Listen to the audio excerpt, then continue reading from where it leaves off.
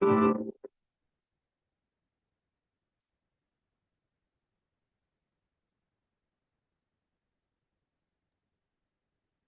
internet connection.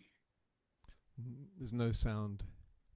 But if I were to suggest that you play a key role in the awakening world? You need to turn your original sound on, Scott. And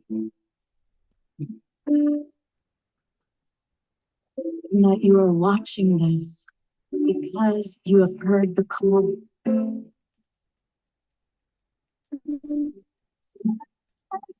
We can start right now by opening our hearts and minds. To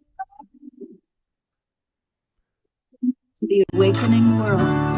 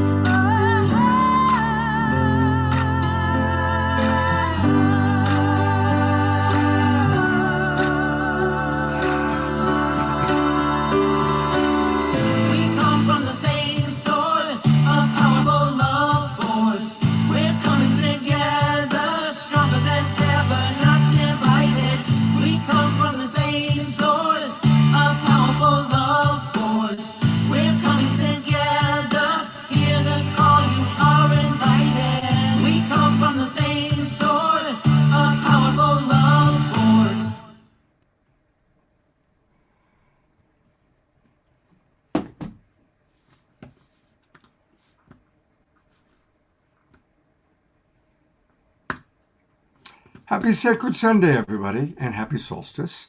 I am Love Coach Scott Thomas. I'm dressed in dark since it's the darkest day of the year. But I tell you what brightens my light is looking out and seeing how many of our beloved friends are with us on a Sacred Sunday show. We've got Dr. Kat, Dia Therese, Charles Betterton, Terry Russo, George Noble, Shanti Sharifried, Reverend Jeffrey, and the mystic monk of the wild monastery, the wild monk of the mystic monastery, Eleanor Joy, Diara, Lynn and Leaf, and many, many others, but I'm only saying the names of the people whose cameras are on. And welcome. It's a special Sacred Sunday broadcast, and the idea for this really came because we had the State of the World Forum took place this year, or this week, I should say, and it was amazing. And so I'm going to show some highlights from that. And we're also going to dance with Summer Joy Raymer, and that's going to start in 7 minutes. But to get us rocking and rolling as only he can, here is our beloved Omar Shark. I'm not too sure if it's going to be a rock and rolling one. This is a group song. I'm going to put it in the chat, and many of us know it. There it is. Sing along, but stay with your mics off. And happy solstice. And from the love in my heart to the love in your hearts, I greet you from the one that I am to the one you are. So here we are.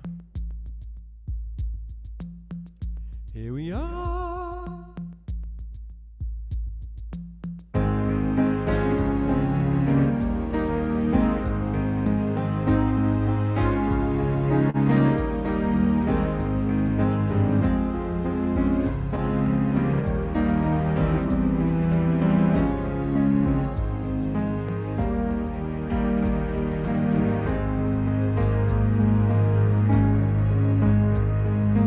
Love is in my heart today.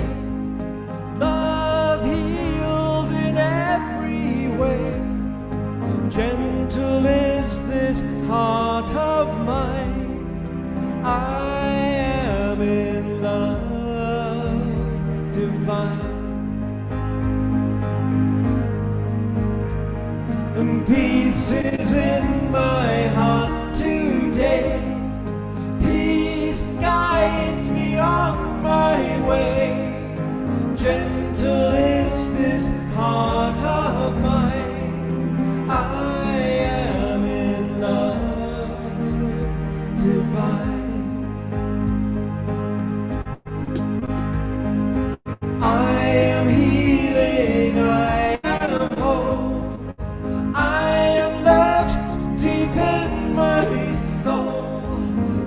Gentle is this heart of mine. I am in love divine.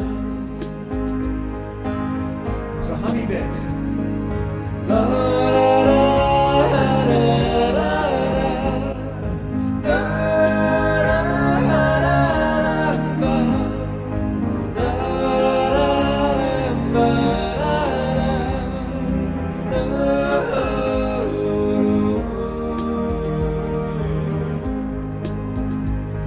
okay, one more go through.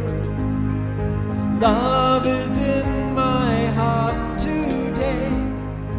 Love heals in every way. Gentle is this heart of mine. I am in love divine. And peace is in my heart today. Peace guides me through my way, on my way.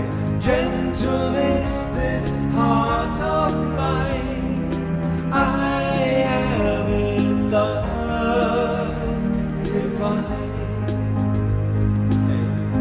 One last verse. I am healing, I am whole.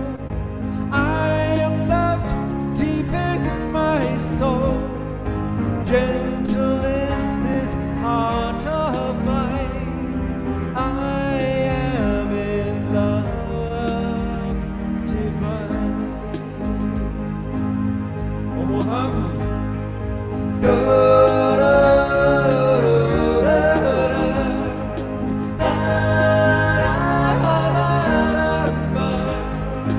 Gentle is this heart of mine.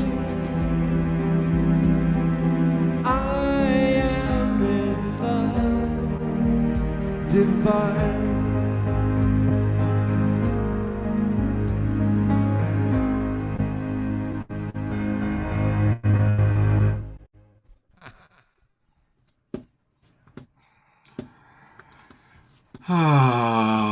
Happy Sunday, sacred Sunday. Beautiful. Thank you so much. And I'd love to. We've got a couple minutes. I'm kind of keeping an eye on what's happening on the Sign Network. And where am I? Did I lose myself? No, you're there.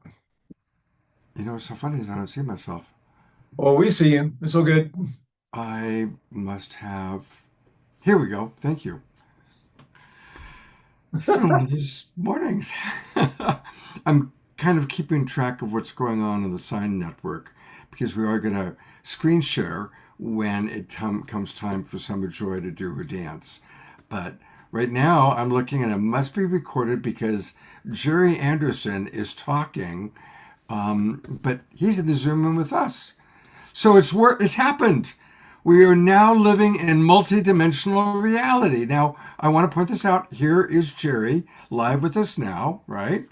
But if you take a look, there is Jerry also on Facebook at the same time.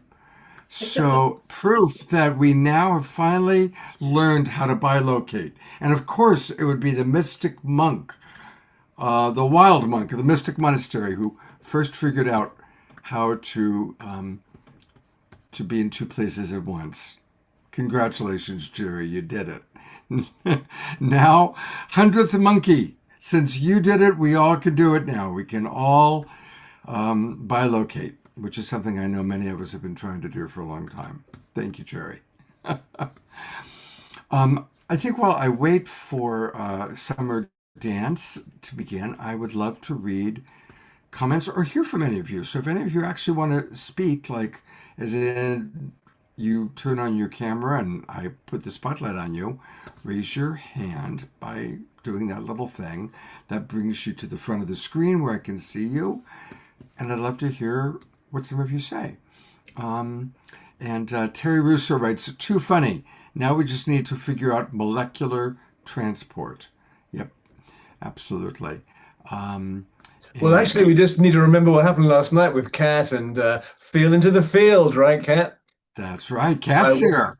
I woke up with that this morning and I thought to myself, I'm not availing myself of the field. It's going to be my morning mantra. Yes, good. Yeah, that's exactly. The more and more we expand ourselves into the field, the more we'll understand how to do all of that. Exactly. Thank you. And I see Lynn and Leaf has their hands up. Yeah, I'm going to go to Lynn and Leaf in a moment, but since we brought Kat up, question, Kat, has in your science and spirituality world, has anybody that you're aware of actually bilocated? Is that happening yet? I mean, not that, well, I mean, there are people doing like astral travel, right? So that's a form of bilocation. What do you mean by bilocation? Two places at once, or? Yeah, yeah, where somebody actually is in, like they're at home, but they project themselves and show up in Paris at the conference or whatever it is. Well, yeah. So I It's know. 11:11, Scott. Yeah, she hasn't started yet. Okay, excuse me, Kat. I'm keeping Okay, track yeah. on it. So I do. So you guys all know the book. It's called Mind to Matter, written by Dawson Church. Right? Do you know that? So I spoke to Dawson, I think last summer, and he said that he in his, so it's kind of a form of remote viewing or astral travel. He said that him and his wife no longer take physical trips anywhere. They just travel from their living room. Wow. Wow. So there it is. That's what we're talking about. Yeah. Yeah. Wow. All right. And I want to remind everybody that starting 2 weeks from today, as opposed to Sacred Sunday shows, we're going to all hopefully be joining Dr. Kat for her Sunday program. 13-week program starts 2 weeks from today, Yeah. January 4th, 9 o'clock in the morning Pacific time. Actually, you know what? I messed up last night. It's not nine, it's not in the morning, it's in the afternoon. It's at 4 p.m. 4 p.m. Oh, Pacific time, Sundays. Yeah. well, that makes it even easier for some of Yeah. us. Yeah. So I'll put the link into the chat box. Okay, thank Um, you. I'm still monitoring Enlightening Our Way Together on Facebook, and they haven't switched over to our gal yet. So we're going to hear from Lynn and Leaf. Hey, welcome, Lynn and Leaf. Please unmute so we can hear you. Have a good Yule. Have a good Yule, everybody.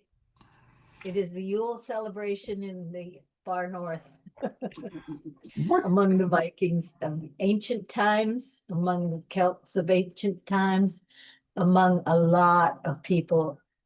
This was the big celebration. It's the winter solstice. Hmm.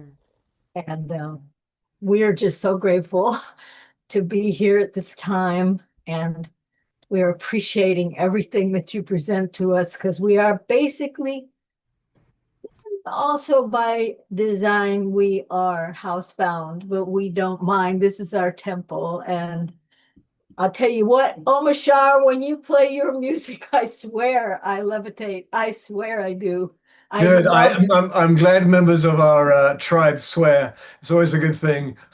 Clears it clears the throat. Thank All you. right, Matt, grace to all of you. Look forward to dancing with Summer. And you'll be back again. Oh, was a yes. That was a joke. You'll be back again. Haha. Oh, Yule. Thank you. It's the penny dropped.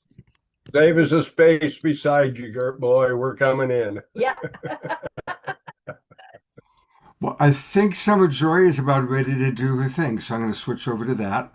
Share sound, and let me know how this sounds once I turn her volume back up.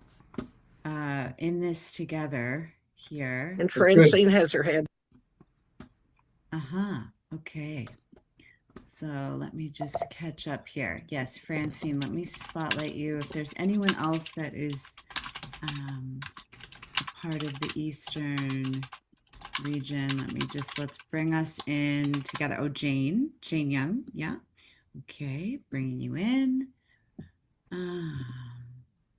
Anyone else, please raise your hand. To be fair, I'm from Excuse me? What's that?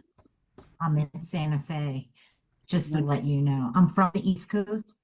I'm from the East Coast, but here in Santa Fe, just saying. I don't know if it's me right in the moment. I don't know. Yeah, You know what I'm wondering, Tiara? Would you be willing to jump into her Zoom room and let her know that we're all watching through screen share?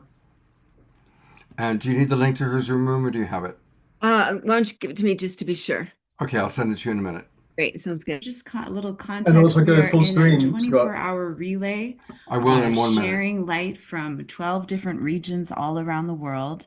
So solstice, obviously we are, I mean, you know, solstice is here, which means all sorts of things for all of us. And it's just been an incredible canopy of kindness as the light has been passed to all these regions. So as you are like a bridge between East and sort of Central, it's perfect. And Great. it would be so beautiful to hear, you know, what your particular light is sharing forth from your region for this world at this time. Yeah. And This welcome is our wonderful. Thank you. Thank you. Thank you. I wrote this beautiful poem for today, this prayer, and I didn't really realize I'd be here present, but guided every day to be here with you all for lighting the way. So on behalf of all of us here representing the East Coast, the Eagle, the ones that are representing how to connect with the condors in the south of the heart, this prayer is for this moment on behalf of the people.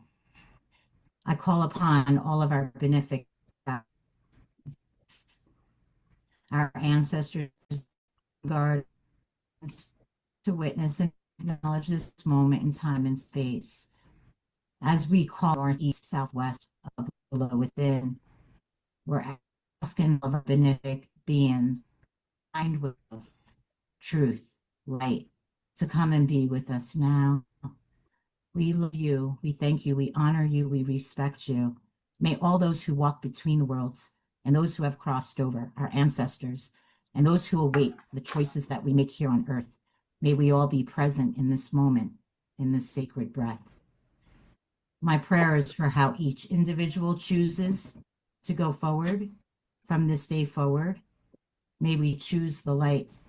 May every choice be made with awareness.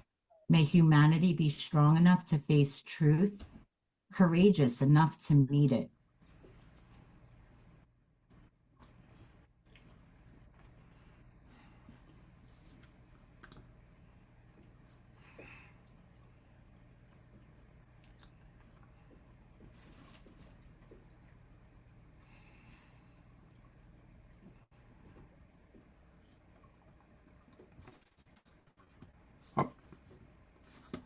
That seems to have frozen. It's them that froze. We're not frozen. Okay, well, that's good to know.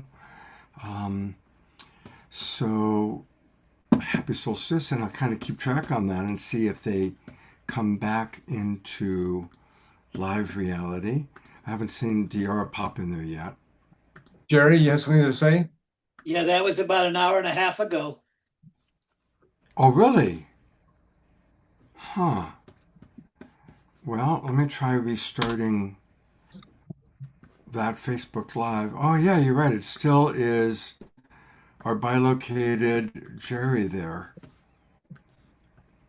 Well, so maybe can you scroll it along to later in the program, because you might be restarting it from the beginning. That's a good idea. Or let's see.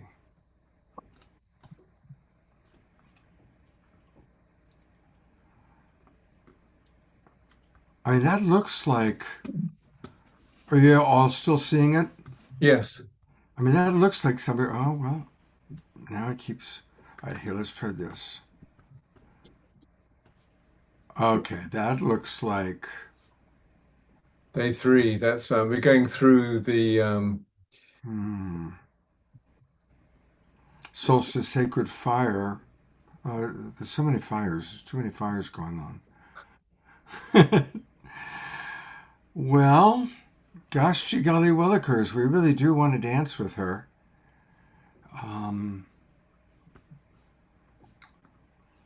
right, so what I'm going to do is I'm going to try this suggestion that Omoshar had made. I'm going to see if I can pull it up on my Zoom on another computer. So while I do that, Omashar, I'm going to turn it over to you for a moment to do whatever you want to do, conduct conversation or whatever you want to do. Because I'm going to. I can play a song, guys and girls, or we can chat. If anyone wants to chat, just raise your hand and we can chat. It's all gone. Do chat, because I might have her in a moment here. All right. So, George, anybody? Oh, Scotty, come on, brother. There's been a lot of buildup this month for today. And I've been on a few events this morning, and it's incredible what is going on. And I'm going to post more of that throughout the week. But yeah, there's just been a lot of moving and grooving, and people doing their thing, and it's built up for today. So we're doing it, y'all. And yeah, the million people meditation was this morning at some for me hour, which is like really early.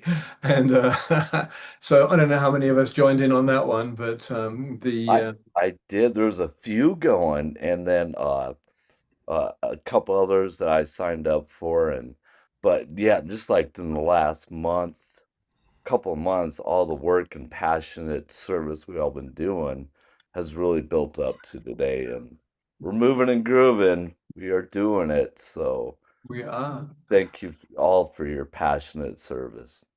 Yes. Okay, we're gonna now try something very unique. I am going to replace myself with my spotlight. I'm going to take off my background.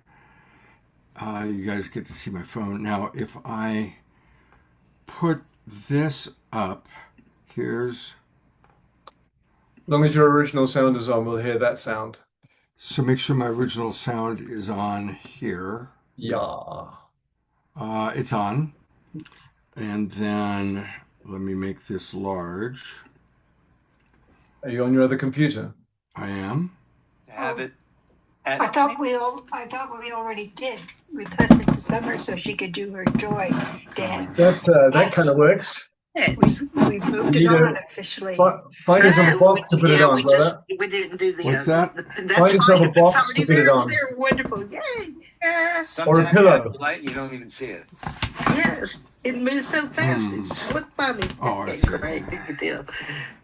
You ready for video? Well, okay, no. I just wanted to let you know I wanted to share that with you. We're getting a lot of reflection.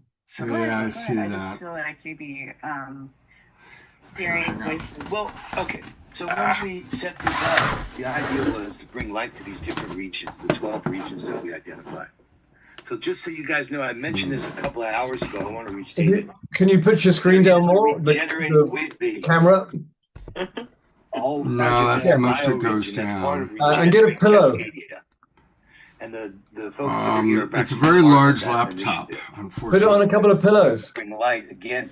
This idea of getting to know where your water comes Let me put it on speaker. That we live in watersheds, and that we act locally. We can hear it okay. And scale through these bioregions to then synergize globally like we've been doing. For me, that's kind of like the pattern. Act locally, scale bioregionally, and synergize globally. So I thought it'd be fun to have my neighbors here. Hey, David. They are synergizing with the birds right now. So as we shared the song Into the Garden of Joy, clouds parted, the rain stopped, and birds are chirping so beautifully. So we welcome all the birds as well into the room. So if you want to share your name and, at this moment. Ooh. Well, greetings to all those who celebrate the coming of the light. Here, my brothers in the South. If you move it back a little bit, enjoy the warmth. it would be a bit more focused. The long day. And put it on a pillow. How's that? My name is David Haskell. Not very here good. in this Can you put it on a pillow? Yeah, let me grab a pillow. The land of the Snohomish that have been here long before us.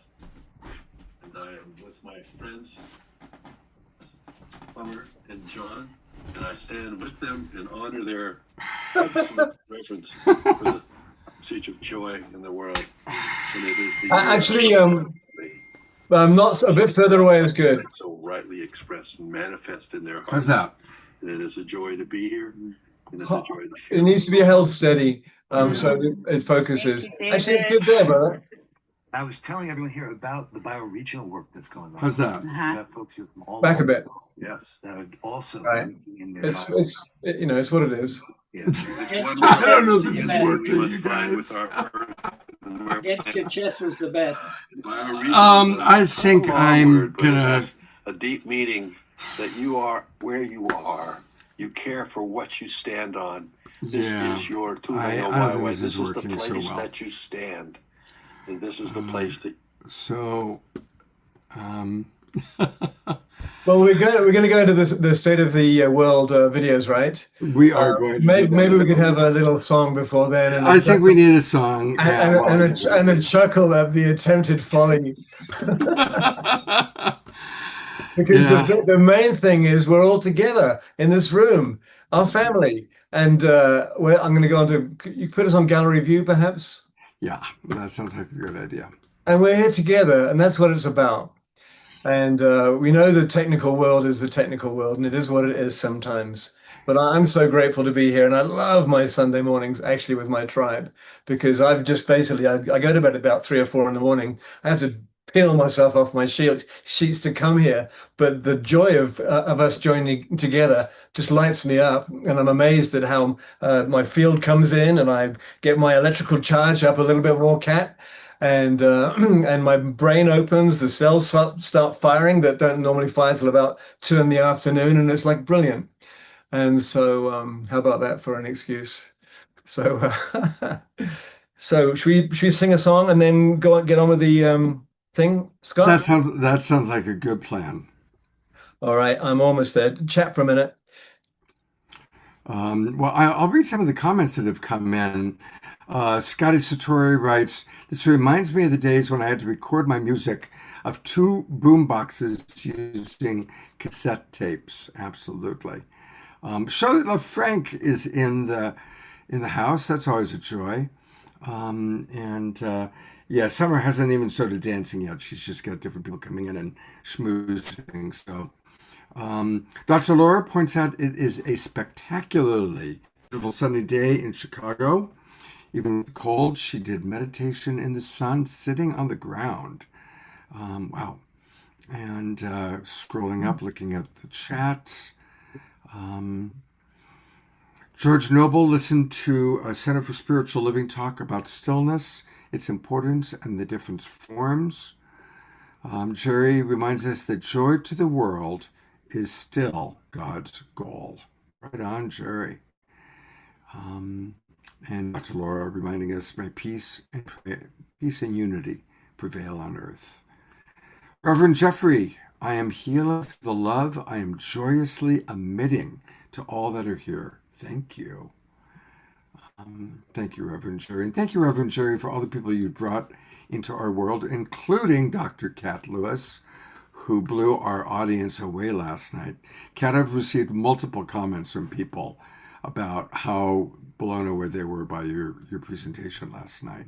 And we'll make a separate edit of that and put it in our dynamic playlist. And also it was sweet, wasn't it sweet to see Jay Mayer and kind of remember, some of those older days and remember what he provided for us. That was very, very, very It's amazing, really. And also with Kat's, it's like she's a synthesizer, and it really is the final dovetailing of the spiritual world with the scientific mind. And because we've all risen to, this is my perspective, a certain level of consciousness, it really, even though the grief and the sadness of Jay's passing is with many of us, we also realize he's just etherealized into a higher vibratory form. And so it takes the sting away from it, yet it may still be sad, the passing of his personality, etc. But it just made it so real for us, and it's like not the missing piece, but kind of the missing piece, because we've been all working on this becoming consciousness from all our different angles. And I've been around the spiritual, metaphysical conference world for couple of decades, but dovetailed in it has always been scientific people like Nassim and Greg Braden and people who are bridging the worlds. And it's finally now that it has merged. It's like there's no going back, and it's amazing. And I'm just going to sing this little song called "The Garden of One," and it's a gentle one, Adora, so you'll have to waltz to it. And by the way, they are on I do have on Facebook Live now Summer's thing, although she hasn't started dancing yet. So well, let's go do the there, Garden then. of Joy. I'm in the flow, brother. Let's go there. You sure? Yeah, all right, but well, let's do Garden of Joy after Summer Joy then. All right. All right, here we go.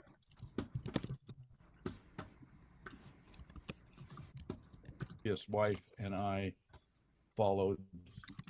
We did about 35 years of solstice celebrations, calling people in to notice the deep darkness, to let go of whatever was a burden for them and see a new pathway, feel, sense a new pathway into the future.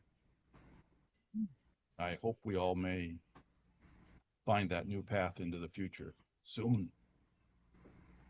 Thank you. Thank you, Tim.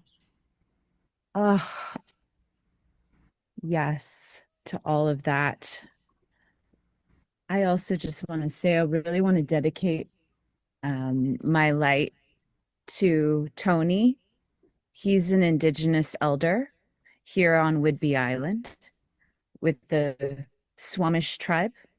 And he has a coffee shop that's been a education center for a few years now, and his wife, Michelle. And I just really want to honor him at this moment.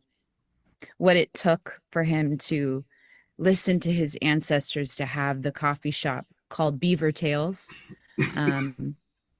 And it is today actually is the last day that it's open, which is a whole other story, but I just really want to send blessings to both of them that they find a great next chapter for what so beautifully they have been bringing to the community, where in an area on Whidbey Island called Coopville now was once 8 longhouses from his great grandfather.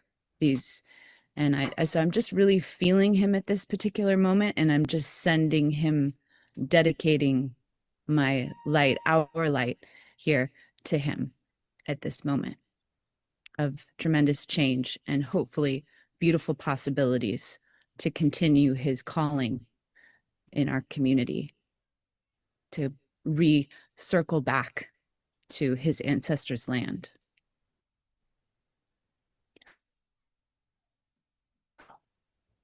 Great. And then local. Now, as we conclude the solstice ceremony, the ceremonial relay, follow the sun that we've been doing for the last 24 hours. And remember, there's a 4th day. That is the path ahead. So maybe Joan or Shonda or Anna Marie, somebody, let's show everybody here, just to be clear, in the Global Fire Ceremony Room. Anna Marie is here. I Good. see her. Why don't you share your screen, just people can see what's upcoming still. There's a whole range of amazing events. Dr. Tamsin, Willie Barker was talking to Lila June about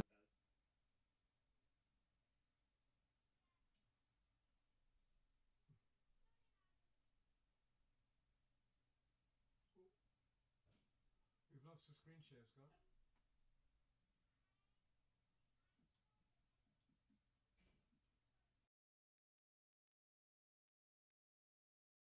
No screen share, Scott. And you're muted.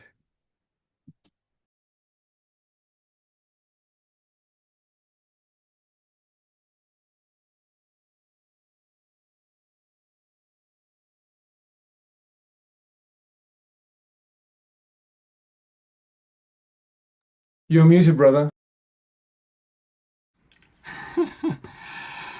I thought they were going into dance, but I'm completely confused as to what is on Facebook right now. But I don't see any dancing happening, and it doesn't coalesce with what's going on. Well, No, it doesn't. Facebook is also what's on my Zoom link to her room. So let's go back to the Garden of One song, do our own dancing, and then we're going to go to the State of the World Forum. Perfect. And also, I noticed that Susan Woolrich put in the chat that she wished as an elder grandma to light her Chinooka candles for Ben Bowler, but couldn't get her hand to raise, and she'd love to say a poem at some time. So let's do maybe the song, shall we? And then what do you think, Scott? Well, I just put up Susan. Was that the Susan you were referencing? Yes. Susan Woolrich, you need to unmute and then do what you wanted to do, and then we'll turn it back over to Omashar. Whoops. You need to unmute, dear. No, that's your camera. Yeah, she's... Okay. That's your camera again, sweetie.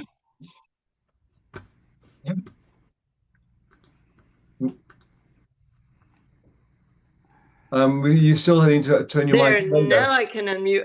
This is kind of what's been happening. You know, It's all right. Scott, We're family and we love each other and we don't care. It's all good. well, it's perfect because it's what's happening. I think we can blame it on 3-Eye Atlas. Three-Eye Atlas is a good whale. Because last night I so wanted to light the Hanukkah candles. Everyone was a little tired. And so I wanted to say a little poem for all of us because it really hits right now. It's called The Night Ark. There's no hurry. All that floundering by day, not to worry. There's room and time, even for the water buffalo. Slow eaves and joists and joints of this ark creak. But it's vast and buoyant with all our dreams. So shut your eyes and do not fear. The ark is moored by your front door. The boatman knows nothing of miles or minutes. The ocean is everywhere, and you are already on board.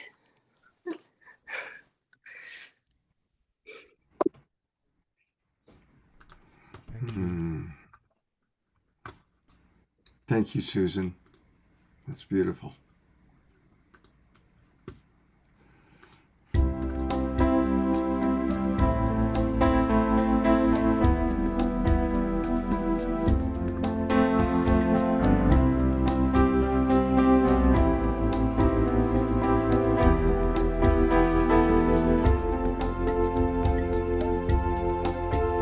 I am with you here inside.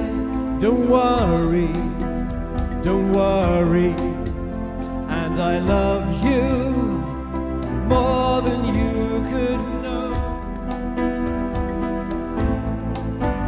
Come along now and lay your head on my heart, on my heart. Close your eyes, dear, and rest a while in me. Keep open your heart, let in the sun. Bathe yourself in the garden of one. Know you're at home and in my embrace. There is divine grace.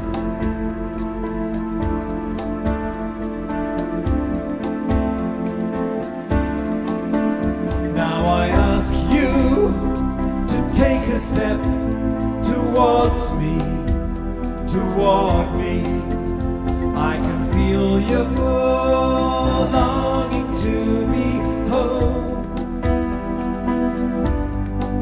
So come along now and lay your head on my heart, on my heart. Close your eyes, dear, and rest a while in me. Keep open your heart, let in the sun, and bathe yourself in the garden of one. Know you're at home and in my embrace.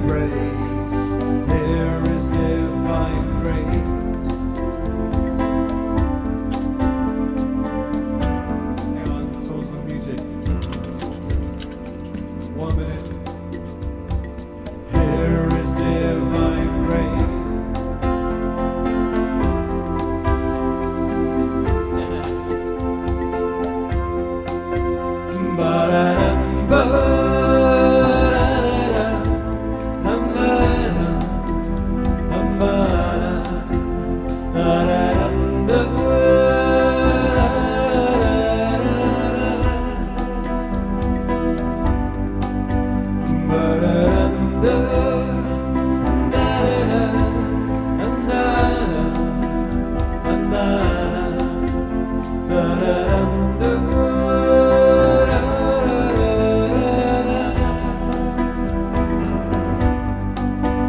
Cause I'm with you here inside. Don't worry, don't worry. And yes, I love you more than you could know. Keep open your heart, let in the sun. Bathe yourself in the garden of one. Know you're at home and in my embrace. Here is divine grace.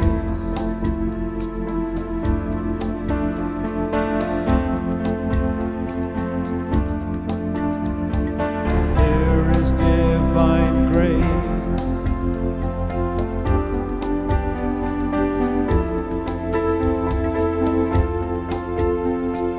Here is empty space.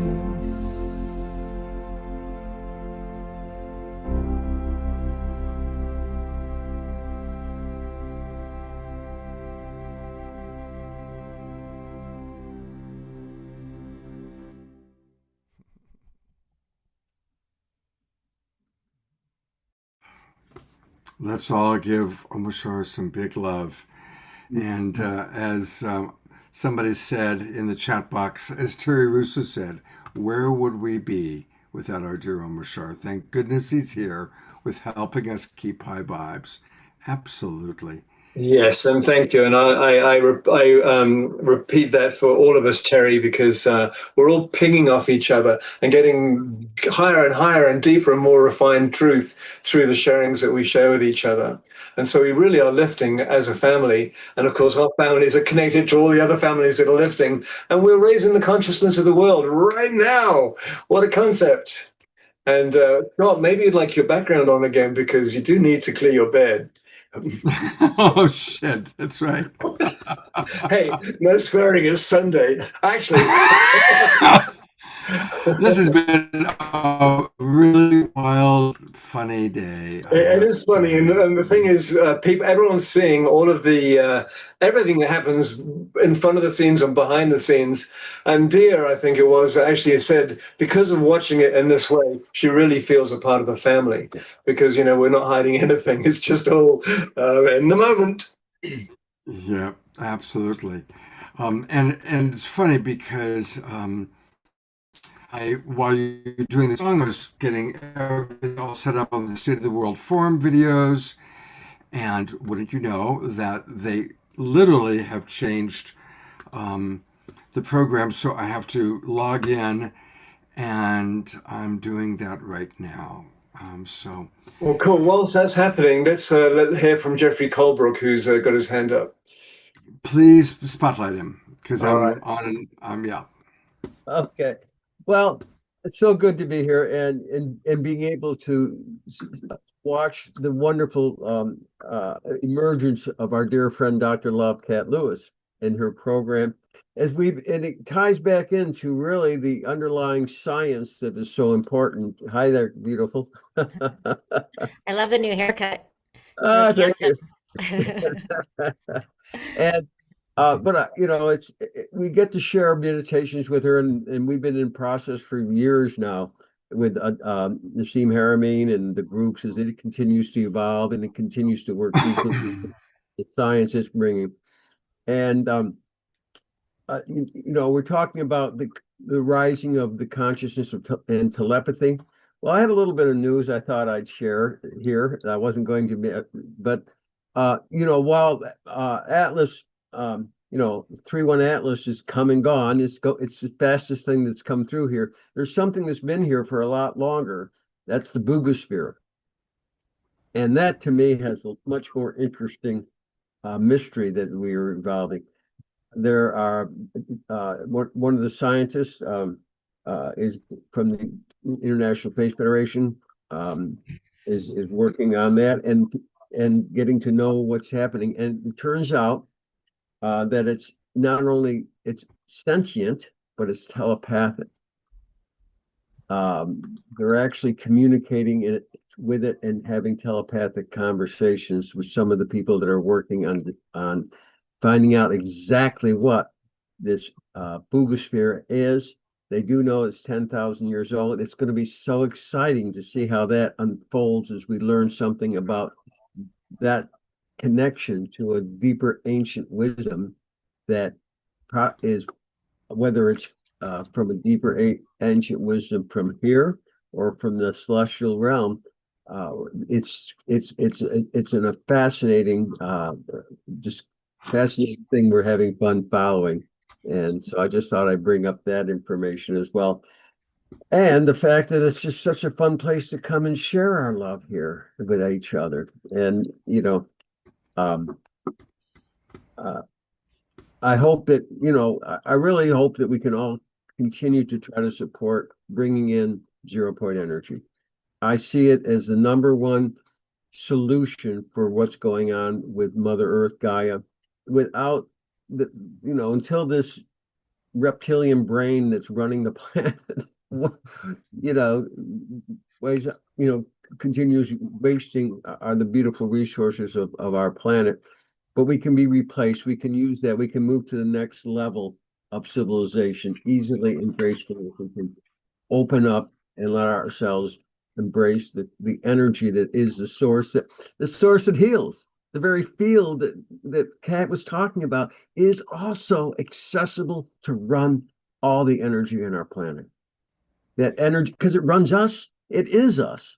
It created us. It keeps every little proton spinning. If it wasn't there, the whole universe would disappear shortly because it has to be there. It's a field, and we are meant, as we evolve as our intelligence, to tap into it, to use it. Something strange has surfaced in Colombia. An object so... That's good, Reverie. Somebody wants to show that. That's I think there's something strange that just appeared as you, brother. So with this new information, Scott. Well, since he was talking about the Boogosphere, I went ahead and went onto YouTube to see the latest update. Now, it's too long to show now, but I'm curious. I'm going to go to gallery view. How many of you are already familiar with the Boogosphere? If you're already familiar with it and you're tracking it, raise your hand. Because I'm looking at gallery view. Okay, so actually just a few of you. So this is an extraordinary thing that's happening. I'm going to go back to speaker view. So I'm going to start this video. I'm not going to play the whole thing, but it will give people a little bit of an introduction to what's happening because it is a very amazing thing. So thank you, Reverend Jeffrey, for attention to it. And then we'll get to the State of the World Forum. Precise. Something strange has surfaced in Colombia.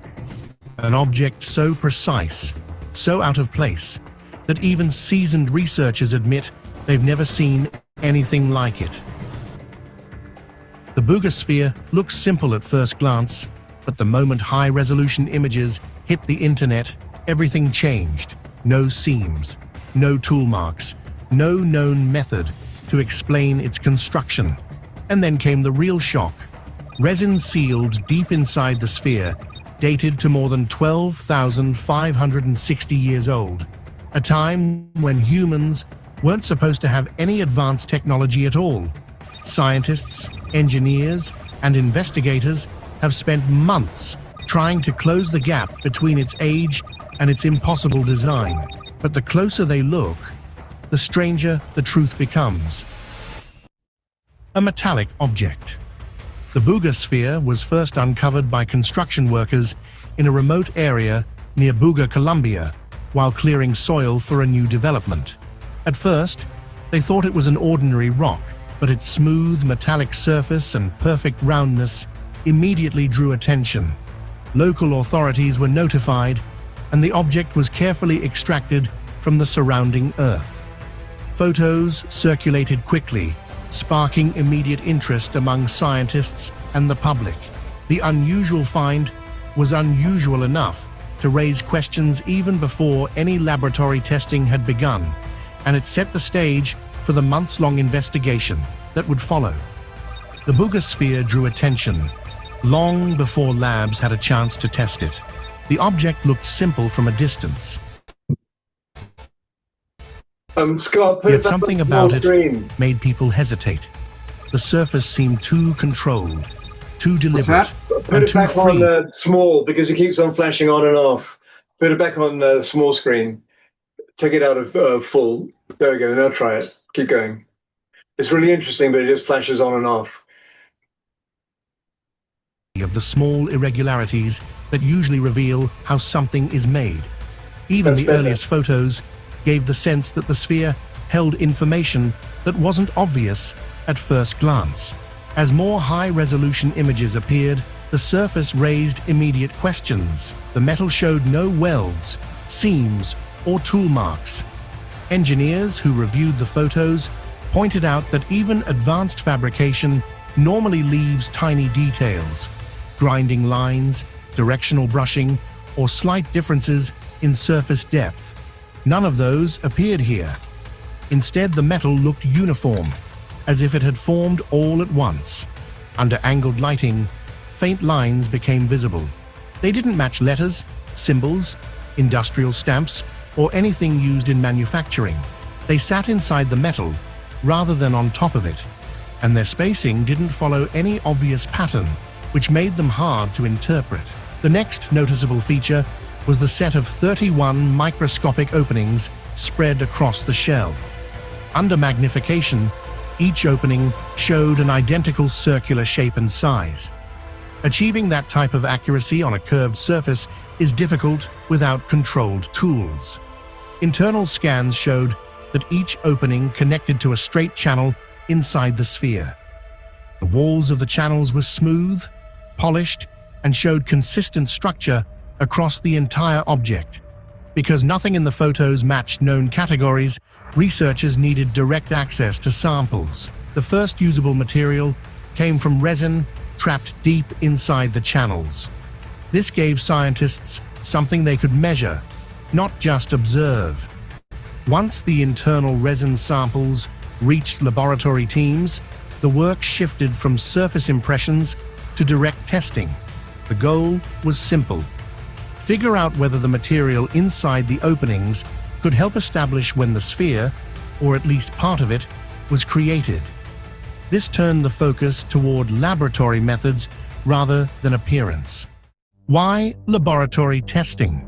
Interest in the Buga sphere grew once researchers understood that photos couldn't answer the main questions about the object. Colombian officials collected small amounts of resin from deep inside several of the microchannels and sent them to the University of Georgia's Center for Applied Isotope Studies. This resin was the only material that could provide a measurable timeline because the metal itself could not be dated using radiocarbon methods. Lab technicians reviewed the resin pieces under controlled lighting. They checked texture, surface condition, and anything that might show modern contamination. The fragments were tiny and didn't look unusual on their own, but their location inside sealed channels made them important. The team noted that debris found on exterior surfaces is easy to dismiss, but resin hidden inside a narrow engineered space is different. It suggested that the material had been part of the object's assembly or function. Accelerator mass spectrometry was used to measure the remaining carbon in the resin. This is a sensitive method that can detect extremely small carbon traces. The readings came back stable across repeated tests. Each measurement pointed to an age close to 12,560 years before present. This placed the resin within a prehistoric era marked by cold climate, unstable environments, and small hunter-gatherer groups with basic tools. Lab workers reviewed their steps to rule out errors. They confirmed that the samples were handled cleanly, that no modern carbon had been introduced during preparation, and that the sealed channels had protected the resin from outside exposure. Because the results remained stable, the team had to consider the possibility that the resin truly dated to that period. The age applied only to the resin, not the metal. But if the resin had been used during assembly, it meant someone integrated prehistoric material into a highly precise, engineered object. That raised questions that couldn't be answered through dating alone. With a confirmed age, researchers turned toward the physical structure of the sphere to understand whether any part of its construction matched tools or methods from known periods. They needed to see. Just want to check in with everybody to see how you're doing. I'm going to go to gallery view. Is this interesting to people? If people want to see more, give a thumbs up. If you're kind of done with it, give a thumbs down.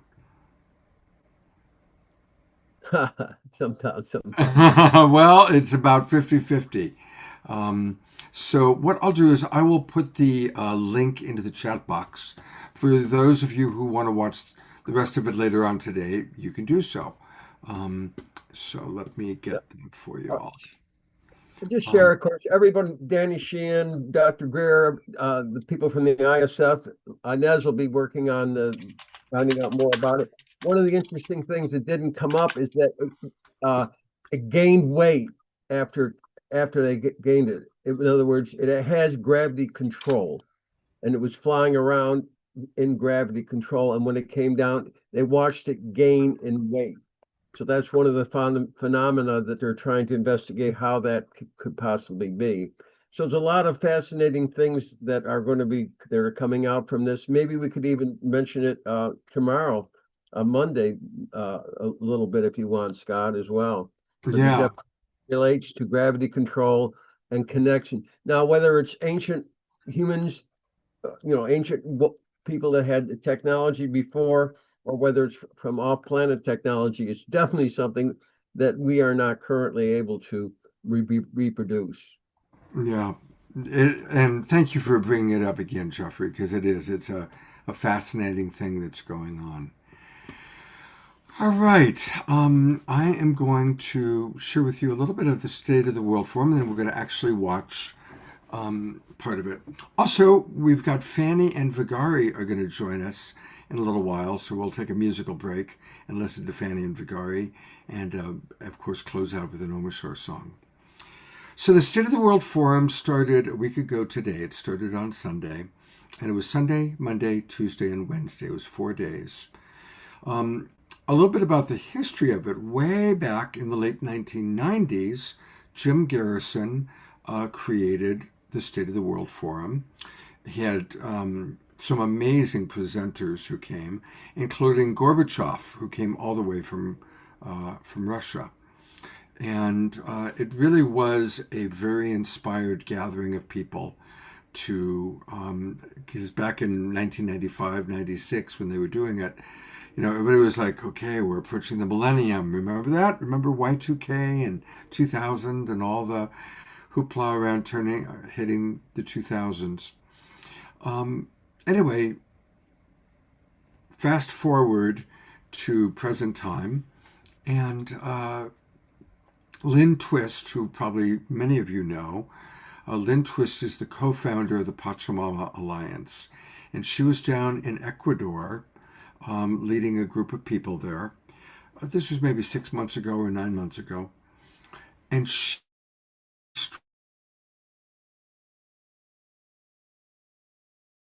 Ubiquity University and asked him to reestablish the State of the World Forum, to put it on again in contemporary time. And Jim got chills when he got the message from Lynn that had come through to her to do that. And so he did. and he put together a powerful 4-day event. And the approach that they took was that we want to understand how to collaborate with 4 forms of intelligence: human intelligence, biological intelligence, artificial intelligence, and cosmic intelligence, which includes non-human intelligence. And really, at no other time in our history has there been such a convergence and expansion. I mean, look at how artificial intelligence is just becoming huge. I mean, it's similar to when the first cell phones came out or the internet first came out. You know, everything that's being done right now, or not everything, but so much is being done with artificial intelligence, and it's changing every field. Every field on the planet is changing because of AI. I think most of us who follow this sort of thing recognize that there's more non-human intelligence happening than ever before. And we're going to focus a lot on that in what I'm going to choose to show. Biological intelligence, they had Veda Austin, who does the amazing, she's kind of taken Dr. Emoto's work of studying messages from water, excuse me, and she's taken that to the next step, where the water or put a word in, and to read, it creates a hydroglyph, and the hydroglyphs are fascinating. So there's all these different forms of intelligence coming together. Since we don't have that much time, I decided actually, rather than skipping around, especially with all the technical snafus we've been having today, I'm actually going to show the majority of the closing program, which is all about hope. Earlier in the 4 days of the State of the World Forum, they had a lot of people coming on talking about the huge crises that we're facing, environmental catastrophes. Most of you know about that, and you know me now, I like to focus on inspiration. So this last segment of the day was called Hope, and we're going to hear from Jude Curvin. We're going to hear from quite a few people, wonderful people. So we're going to start with Jim Garrison giving a little bit of an overview of what's happened over the last 4 days and some of the incredible things that took place with watch parties. They had watch parties every night and every morning, and there was a lot of, and you'll see some of it, really fascinating phenomena that took place. So hopefully this is all going to work quite well. I'm sure that Omashar will let me know. And here we go.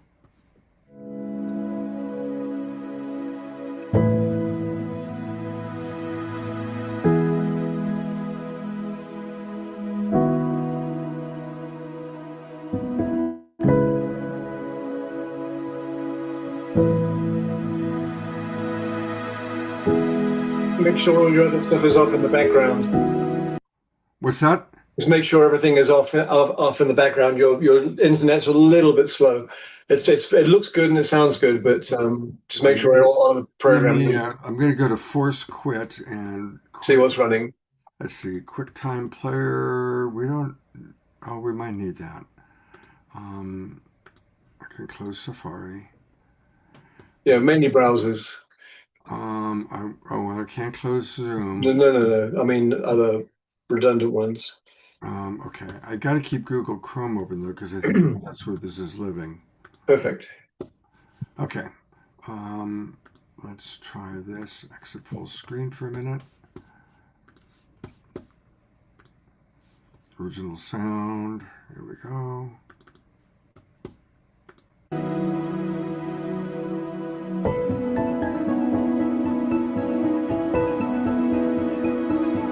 Is that better? Yep. Good so far.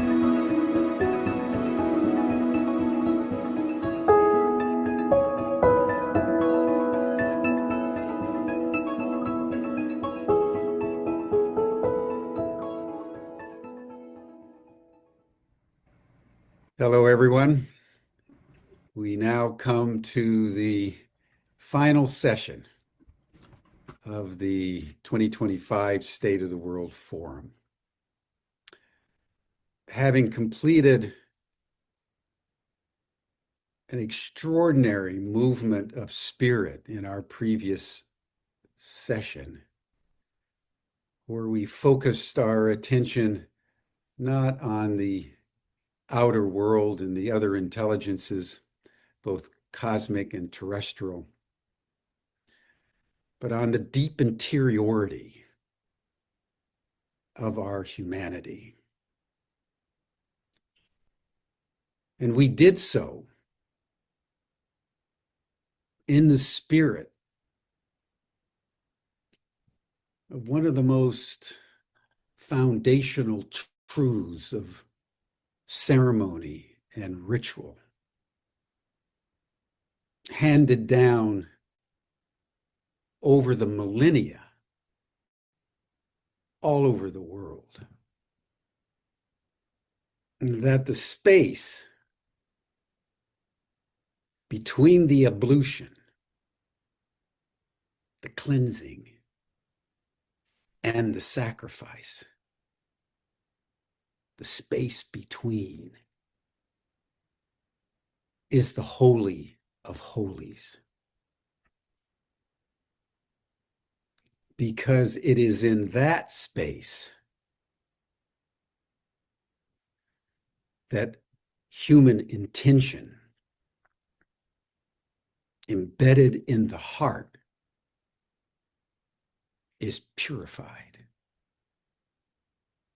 So the session this morning was the Sanctum Sanctorum of the Forum. Once that purification takes place and the trauma is transmuted into creativity and compassion and forgiveness and healing and love,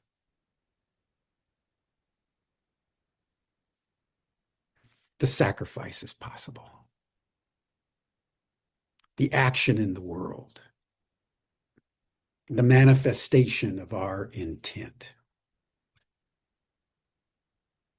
It's in that spirit that we want to now begin our closure. We're going to divide this session into two parts. The first part is going to look at our strategic initiatives, at the center of which is the Chris Bledsoe Center for Planetary Intelligence that we're in the process of forming. And about an hour in, we'll take a break and show a video, and then we'll begin our final ceremony that will mirror the opening ceremony with which we began on Sunday, 3 days ago. We want to start with the sky watching, because what's been happening while we've been on Zoom, what's been happening in the skies, my friends, has been unbelievable. Both in North Carolina with Chris Bledsoe and Casey Parteno and others, and in Albuquerque with Bertie Jaworski and various other watch parties around the world. So we're going to start with some of the video collage, the photo collages that have been collected over the last several days, because the cosmos has been watching. The cosmos has been bearing witness to this moment.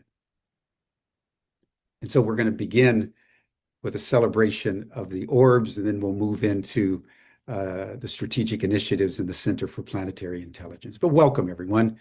And now Chris Bledsoe, Casey Parteno, and Bertie Jaworski will walk us through the orbs and tell a few stories taken from the mountaintop and the beaches.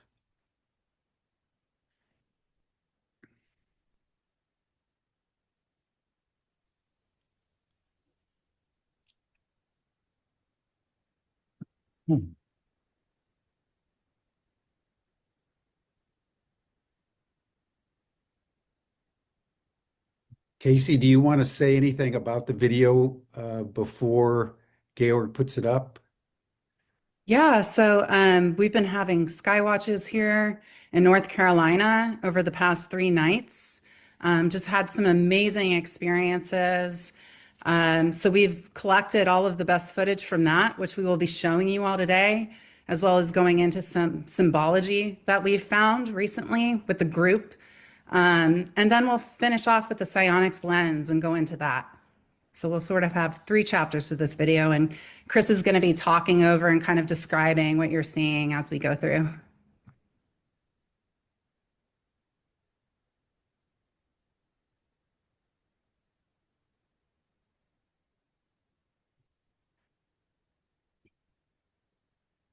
So for everyone here, take a look at this yellow orb that appeared right there. You see it flash on and flash off. This is at Wrightsville Beach, North Carolina.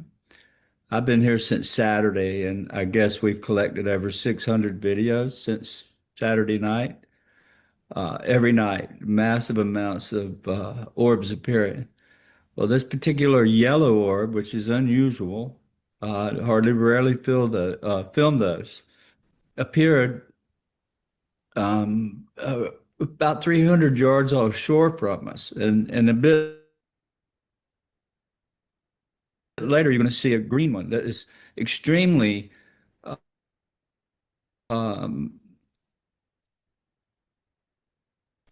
it's a color of green that is hard to create. I've had a scientist with me here the whole time, with the class, the university class, and I really never told him who he was, but he's from Lockheed and NASA. And when you see this thing just shoot by us, we had a lot of that. We call those streakers, but there's this green orb here.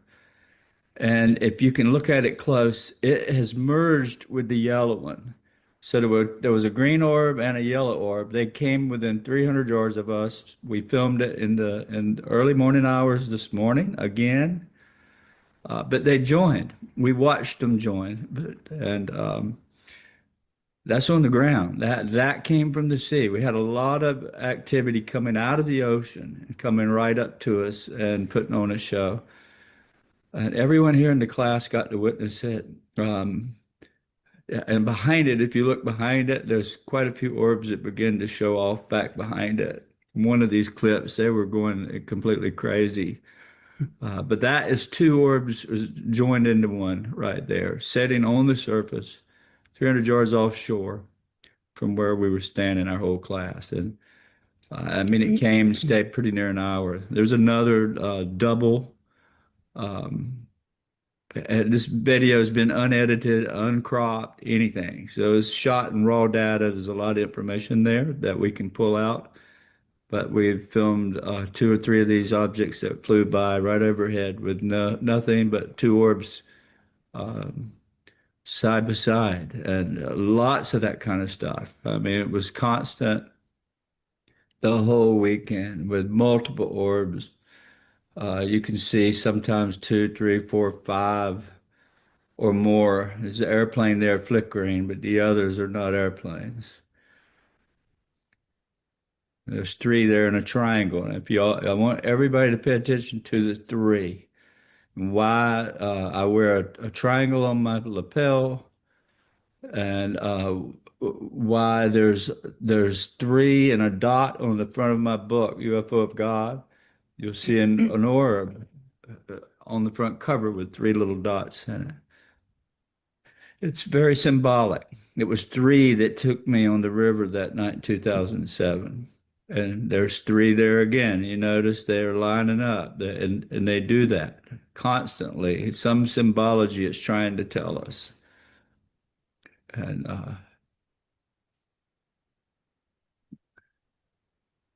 constant all night, sometimes 10 or 15 orbs. And we had tons of these types of, that came from the surface up. That was the crazy thing about it. It came from the surface and shot straight up, leaving a trail like that while filming this orb here. I did that the first night we got here, Saturday night. Just walked out on the back porch of the beach house. We were on the water here. More orbs right over the beach house. It was constant all night. They'd appear and vanish right in front of our eyes. So it was every direction we faced. It was behind us, out over the sea, above us. Um, that was shot with a Lumix camera, and it's in raw data, hasn't been modified in any way. But it's a huge file. More of these. Just incredible amount of that kind of stuff all week. It's coming from the ground, shooting right over our head, just above us sometimes. There was so many videos, it's hard to keep up with. I mean, literally, we had very little time to go through with all this stuff. It was hard picking. Yeah. None of it's been, you can see the Pleiades there. Now, this symbol, this three, I took that in Malibu in 2015 or 16. Always showing up as threes. You can see this video right here. This is Casey took this in Arizona. You can notice it's in threes, setting as a triangle. So what is it telling us? What is this trying to tell us? Why is there three on the cover of my book? Why is it showing up to threes with Casey and many others? Is actually talking to us. And then last night, same thing. We filmed it on the ground, on the water.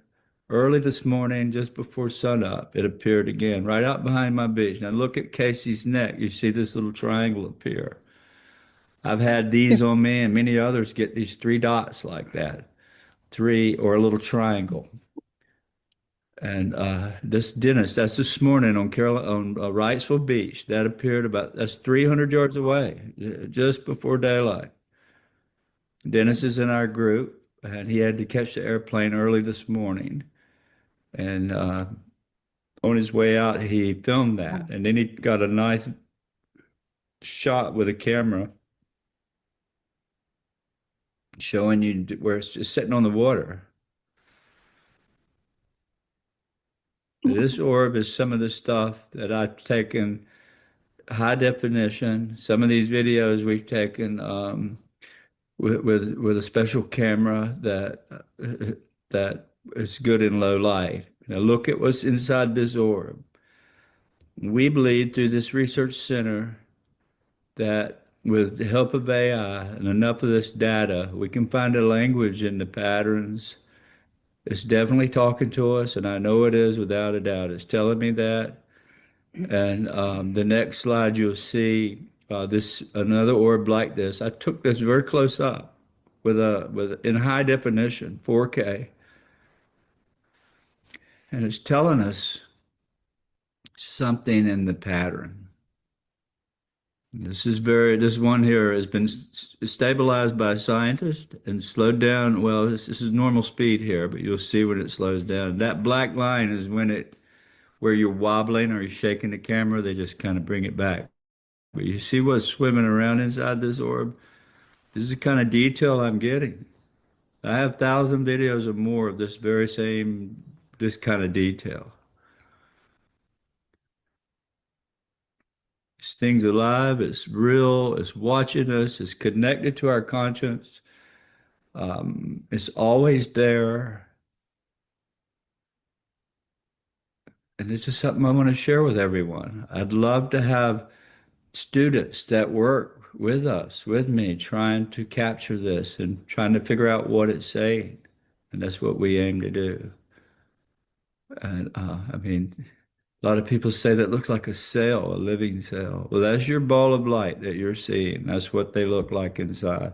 With the right equipment, with the right focus, and the right patience, you can get these kinds of videos.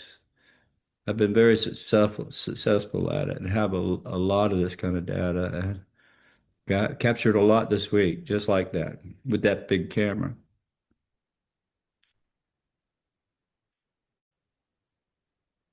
And that's the slowed down version. And there's a whole lot. You see that shoot through that? What is that? People are saying, well, I don't know what that is.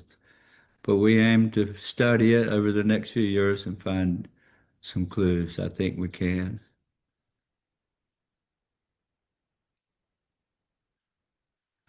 Beautiful.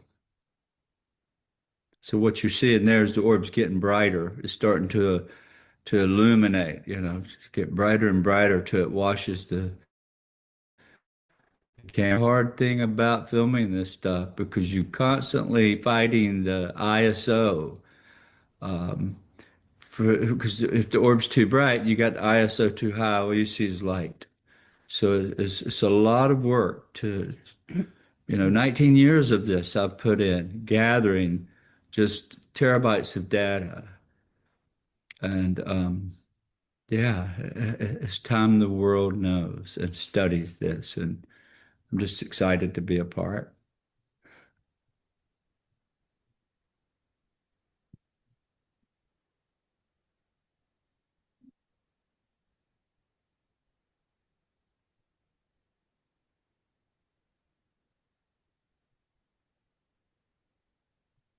Beautiful. My goodness. My goodness. Deep mysteries. Deep mysteries. This is incredible. So, Bertie, why don't we bring you in?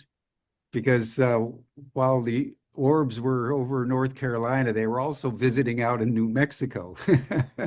And Bertie had very unique experiences there with her watch party. So, Bertie, why don't you come on in and tell us some of the highlights of your sky watching over the last couple of days? Hey, everybody. We did something a little bit different this time. I have a UFO group here in New Mexico, ABQ UFOs. It's the largest and most active group in the whole world. We have an incredible number of people involved in our UFO group. But over this past week, we decided to do something a little bit different. Normally, we have our phones out, our cameras out. We are trying to capture the orbs, trying to capture what we experience. But over the past 2 nights, we decided, well, I decided and told everybody, let's turn all the technology off. Let's turn it off and see what happens.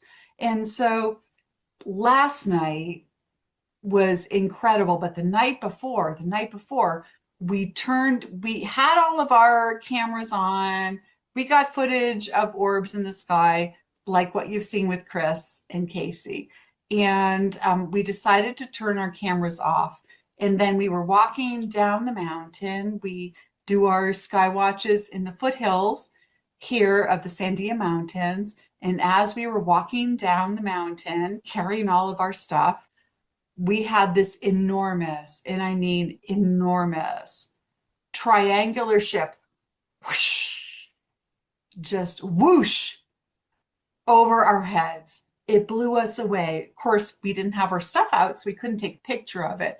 But we had 33 people there that experienced that. And then last night was the most incredible night of all. The last night of the Sky Watches for this forum.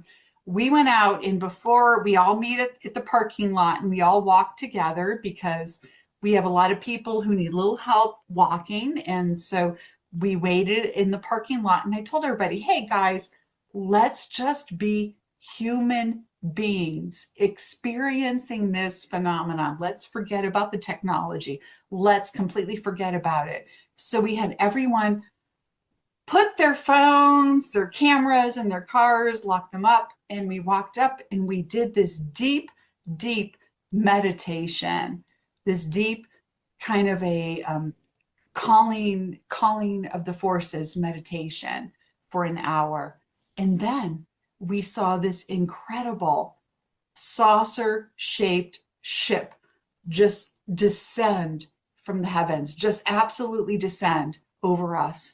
And then it flew off and it landed, and we could see where it landed. Now, I live in Albuquerque, New Mexico, in the foothills of the Sandias, and we were at one part of the Sandias. So the ship landed in another part of the Sandias, probably 2 miles away, I would guess. Hard to say, but we could see it land. And at the moment that it landed, every single one of us, all of us that were collected together, 32 of us, we all received the same message at the same time. And we have been talking and texting about it ever since. We all received this message that this will happen again in May when we do a class with Chris.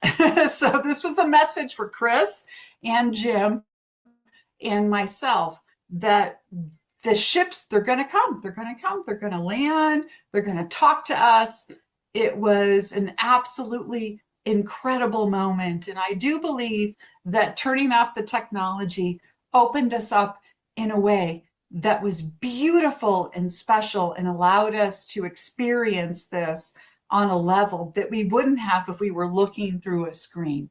So we had an absolutely incredible experience last night in Albuquerque, New Mexico. Wow. Wow. That's pure grace, everyone. That's an act of grace. What Chris saw and what Bertie and her team experienced. And there's more to come because that's what's up for humanity. So in that spirit, I want to segue to the Center for Planetary Intelligence, which is a strategic initiative of the State of the World Forum. And I want to just say in a preliminary way that in the original forum, our tagline was transforming conversations that matter into actions that make a difference. So we had numerous strategic initiatives. And as we begin the new State of the World Forum, we're keeping that ethos alive so that we're having conversations like we've had over the last few days, but we're always looking for traction in the world. And the principal initiative that is going to emerge out of this forum, among a few others that I will indicate as we move forward, is the Center for Planetary Intelligence. And this idea really happened out of conversations that we were having with Chris and his passion for the land there in North Carolina and his passion to do research on the orbs. So we want to just take a few minutes, and Chris, you just talk to us a little bit about your relationship with that land. And then Casey and Chris are going to walk everyone through a PowerPoint so everyone will get a sense of what we're building there in North Carolina. And that will be a hub for a network of centers around the world. Bertie's going to be establishing one on land there in New Mexico. You're going to hear from Ed Muller in Costa Rica and different places around the world. So we want to give everybody an idea of what's in the process of being manifested, not only by human will, but in this case, by the will of the orbs. So Chris, Casey, tell us about the land. Yeah, you can actually go ahead and share the presentation now. Chris has a lot of photos to share, so he'll kind of speak to that.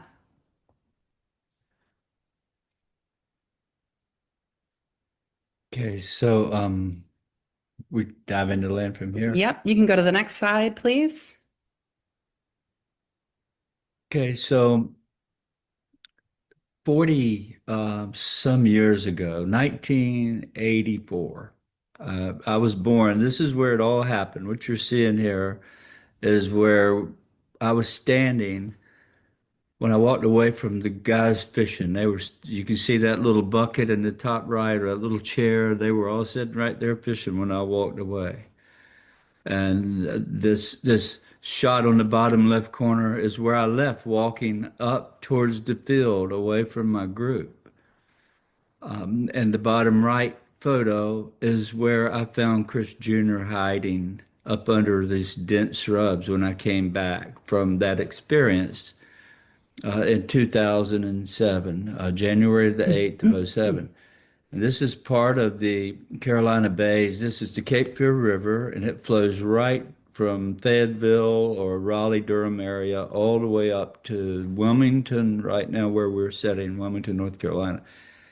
And at one time, many years ago, the river was named the Jordan River. I thought it was pretty crazy.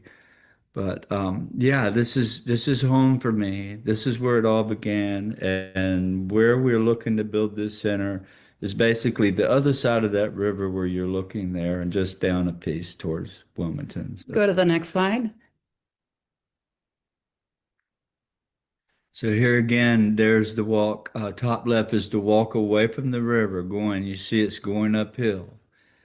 And then the top right photo is where the gate was, where I couldn't see. See, you can't see the field on the other side. The bottom left photo is standing at the gate. So if I stood up at that gate, or any of us, that's the view you would get. And that's where the orbs were, and the tree in the middle of the road there, that's where the egg was setting. So I want to give you an idea of the land. The bottom right little mobile home is not there anymore. That's the mobile home we went up to and knocked on the door trying to get the people to see what was sitting in the road, the driveway between us and the highway. So Go to the next slide. So the story starts with me in 1984. I just got married to my lovely wife, Yvonne, and I had the biggest desire to be an airline pilot. And so I just drifted out to the airport one morning, and by chance. Hey everybody, I'm going to come in for a quick moment. Just going to check in, see how this is going for everybody. And one of the reasons, I don't know, I see that some of you are familiar with Chris Bledsoe, Terry Russo is. Of all the experiencers, John Martin is got a special place in my heart. But also Chris Bledsoe, he is, he's had amazing, excuse me, it's been one of those days.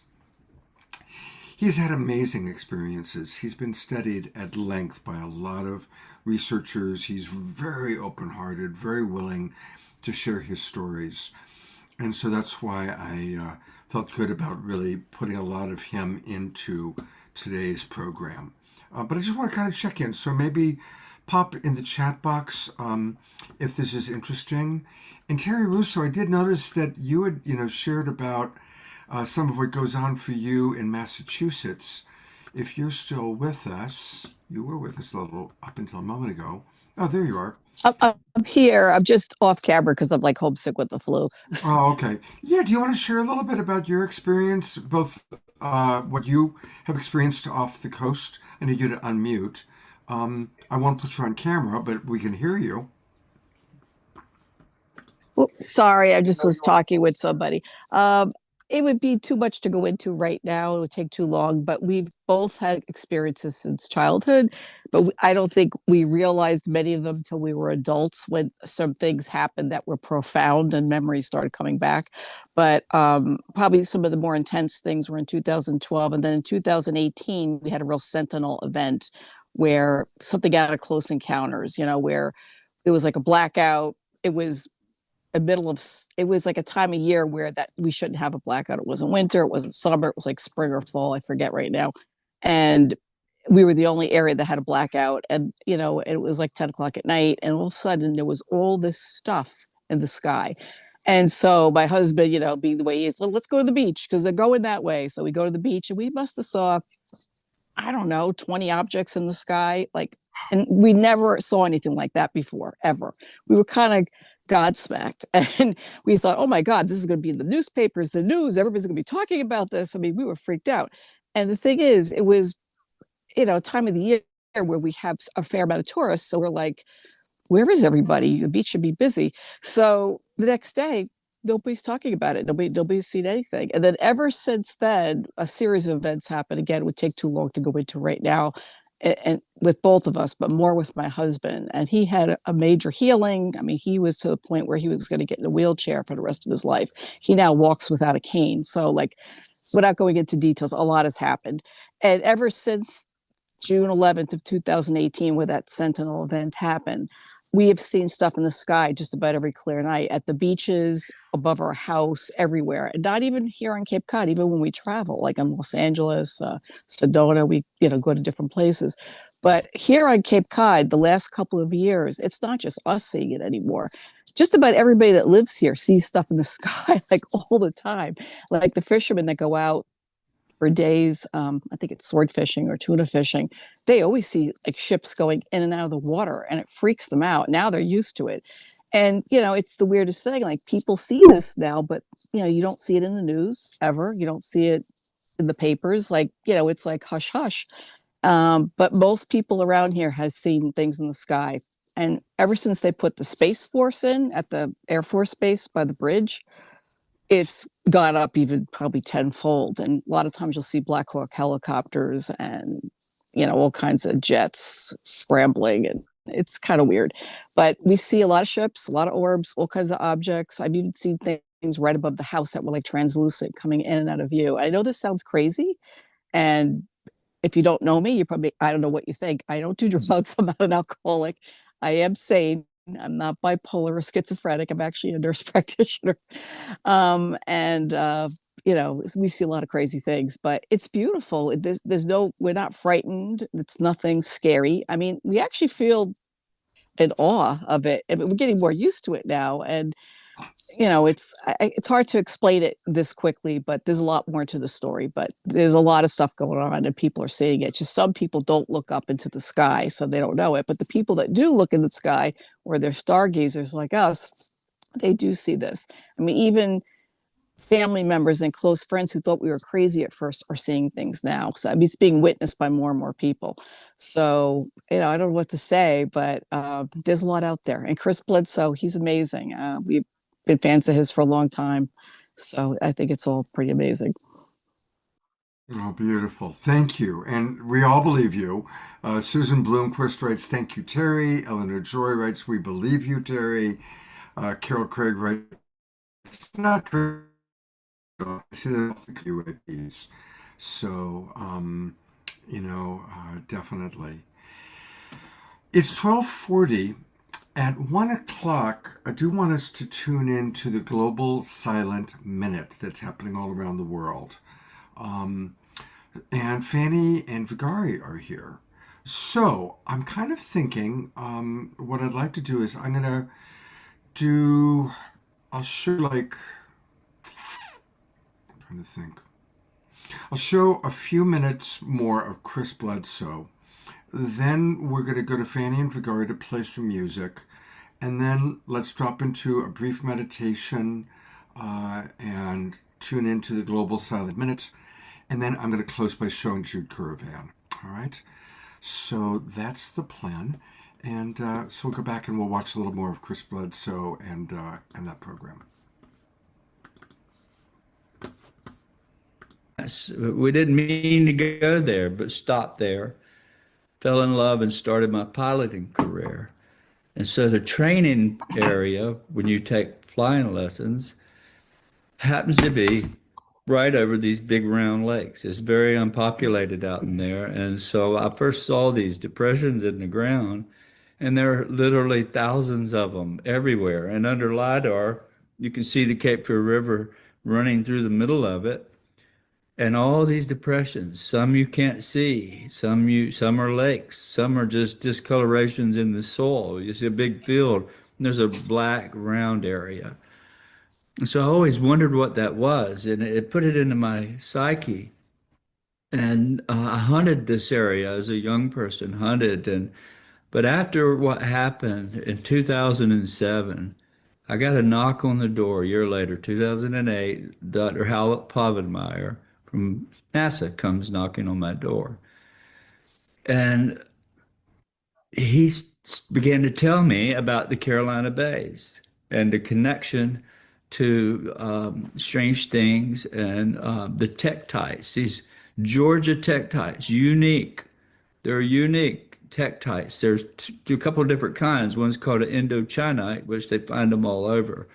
But the specific type of tektite they find, called the Georgia tektite, they find them up and down what they call the fall line, which is the H shore, I-95, going east, north, and south along the East Coast, is built along the fall line.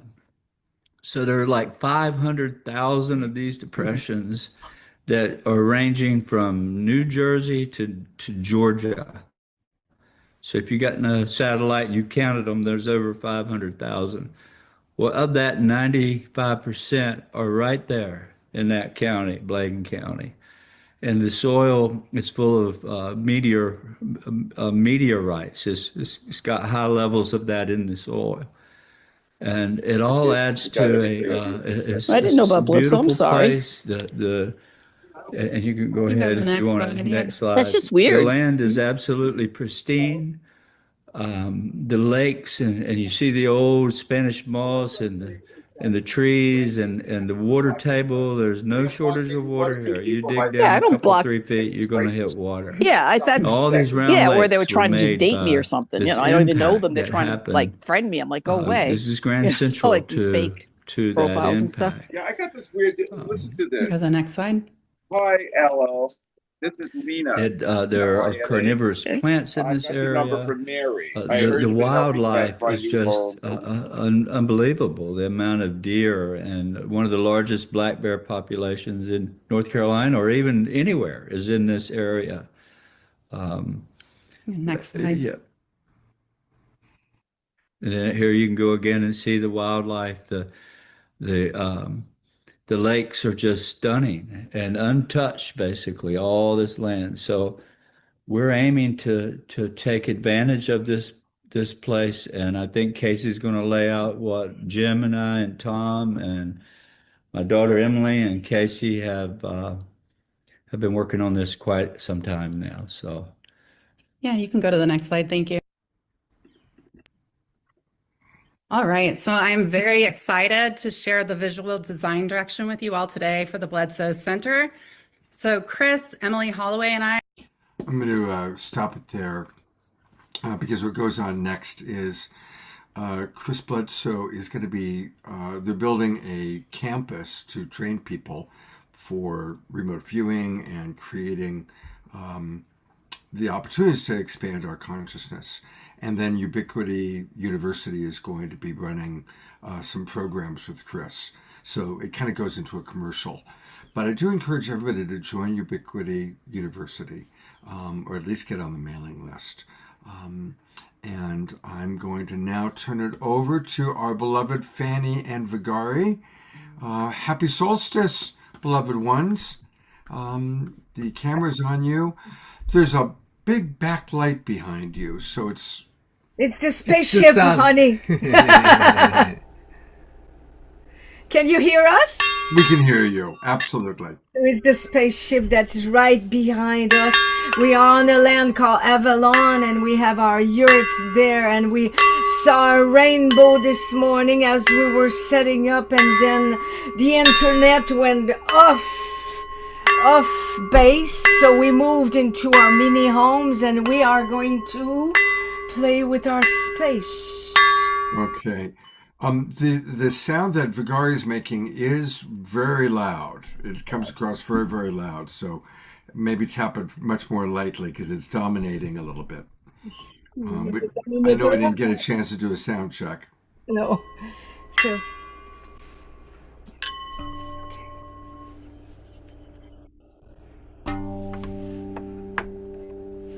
Akielele shoma yelele ya. Ashima kama kielele we ya yole we. Shangare sanga shukare shangare ya shaya kire showe ye we yole.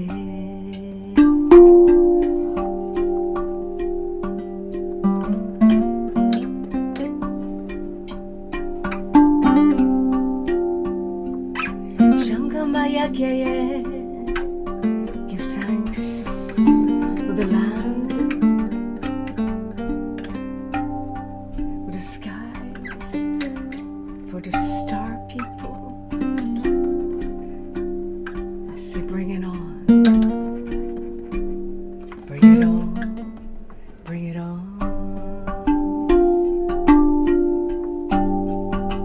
Bring your love, your light.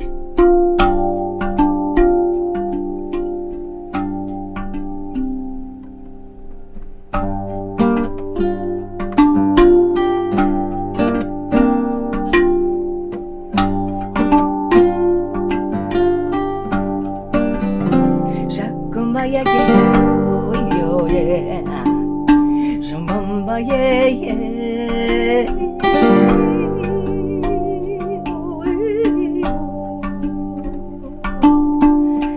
Shaka, shaka, shakum, ahe, ahe.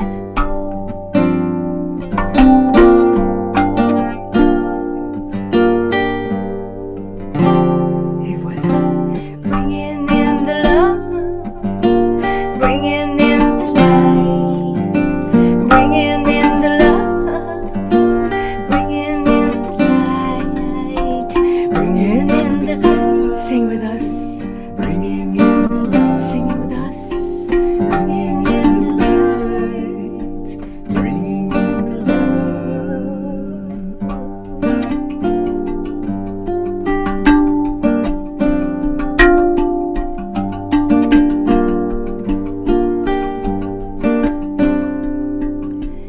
We are here to bring the joy on this earth. Have courage to show up, to be light. We are here to master the shadows between dark and light. We are here on earth to heal the past, present, and our future.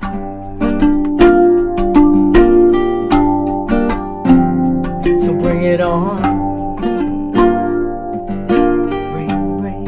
It's an invitation, a declaration of peace on earth. Here we are. Bring it on. Bringing in the light, bringing in the love, bringing in the light, bringing in the love. En français, amener la lumière, amener l'amour, l'amour, l'amour, amener la lumière, amener l'amour, yeah, yeah, yeah, yeah, jamba yellow. Jongumbamba kikewe shola yellow.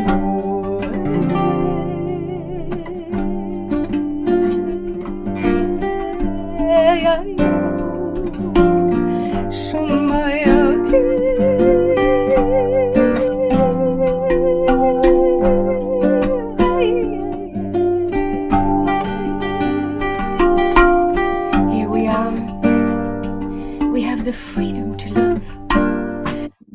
Love heals all and everything.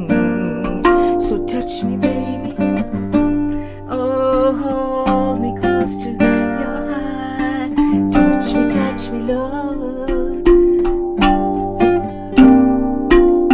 We have an opportunity to live in unity, in community.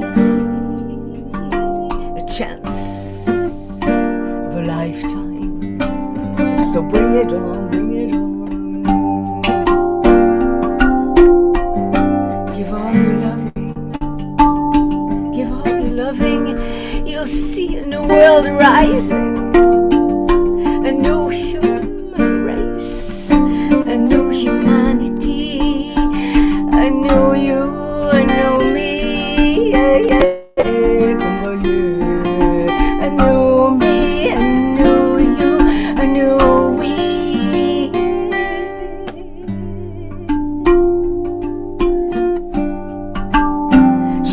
Gongeto Samba Yule.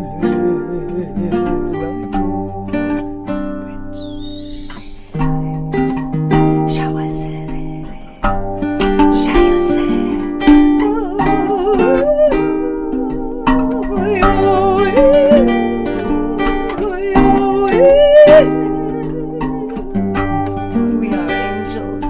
Let the angels guide us through the light as we are, bringing joy, laughter, grace, beauty. The love force of the universe. Oh, yole, yole. Everybody sing with me.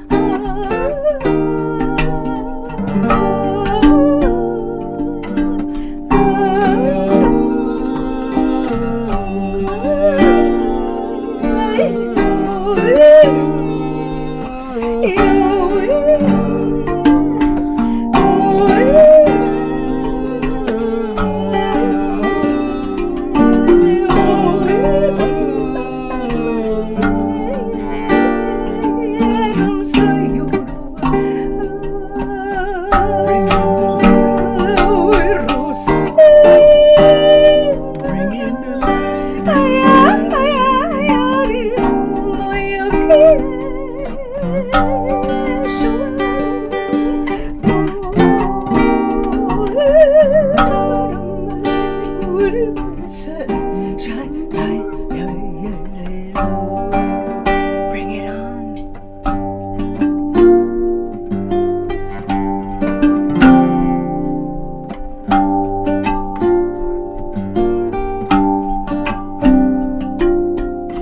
Bring it on, bring your love.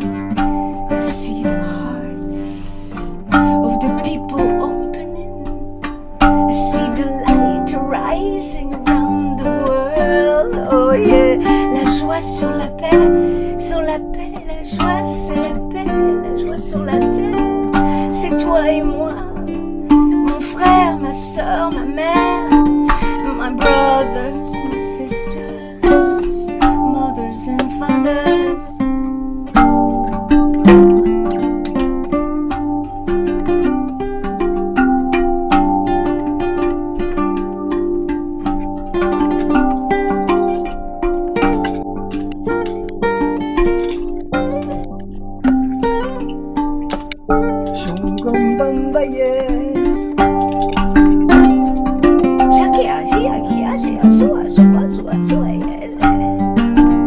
Bring the joy, grace, beauty, as we together shine a loving light.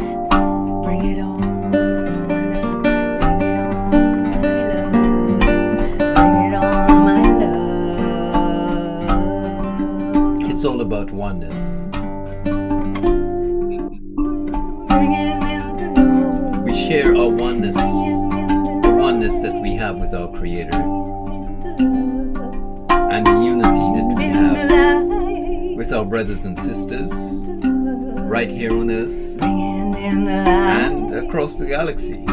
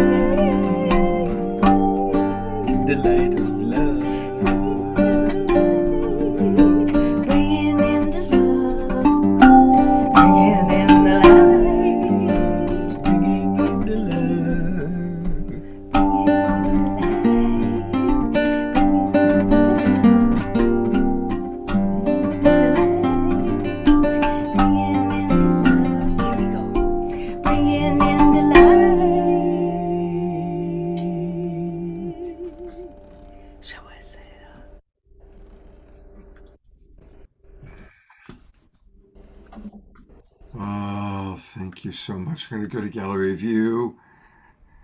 And thank you for helping us bringing in the light. Perfect timing. And a reminder that you can get the music on Bandcamp if you go to the mystiques1111.bandcamp.com. The mystiques1111.bandcamp.com. I'm going to encourage us to kind of shift gears into getting ready for meditation. So today is Worldwide Meditation Day, and there have been all sorts of meditations going on. There was the movement to wherever you are to meditate at 8 a.m. or 5 p.m. And the Global Silent Minute happening. And some of you remember Dot Maver, who's been on our show many, many times. She's one of the main organizers of that. And so as we get close to 1 o'clock, which is 1 o'clock Pacific time, 4 o'clock Eastern, is the time of the Global Silent Minute. And so I want to encourage us, again, to thank Starchild and Vagari, also known as Fanny. Thank you, Omashar, so much for always just being the best partner I could ever ask for. You just make so many things happen. It's beautiful, and that was beautiful, Fanny. And we just need to create a nice little meditative space right this moment. We have 1 minute to the Global Silent Minute, so let's just take a few deep breaths. Place your hand on your heart. And just imagine a beautiful golden sun expanding in your heart, and it's expanding out to your throat and your solar plexus, and expanding out to your third eye and to your sacral. This golden sun is expanding out to your crown and your root, and feel your whole body now being in the center of this golden sun. And as we go into the Global Silent Minute, Scott will tell us exactly when that is. And so just maintain your heart focus, but maintain that the golden sun is encapsulating your whole body, enlivening all of your chakras, all of your wheels of creation, and bringing us into true alignment. So we're almost there. Perfect timing, Omashar. Let's just carry the words that he started us with and go into silence now for about 2 minutes.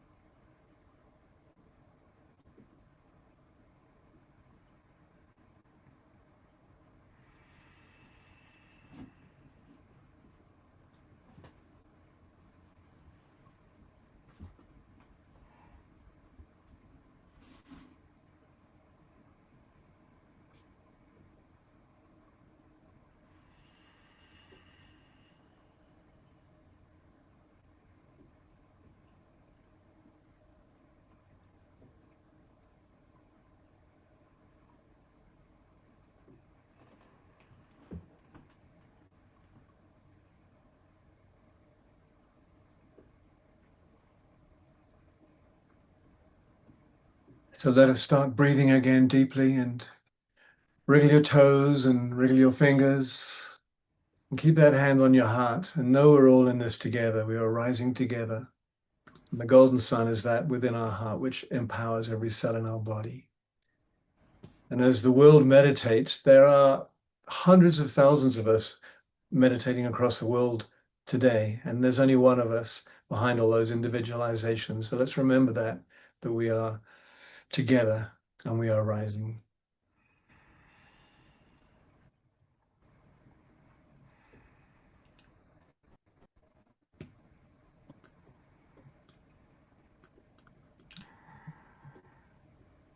Just holding that space for a little bit.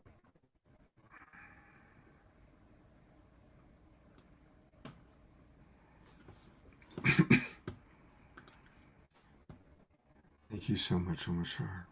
Thank you. Thank you, Fanny and Vigari, and thank you everybody for being here. And we're going to take a look at what the wonderful Jude Currivan has to share. She's been on this show. She's she's a brilliant cosmologist. I have it close to where she starts speaking, but I couldn't hear the audio, so I might have to make a slight adjustment. But here we go with Jude Currivan on the closing program of the State of the World Forum. Thank you, my friend. We'll be in touch. Definitely. And now, everyone, I want to bring one of the great cosmologists, Jude Currivan, to take a few minutes to just show us the vastness of the cosmos that we humans have been created to explore on behalf of the Mother. Jude. Thank you, Jim, and thank you, Bessan, and everyone.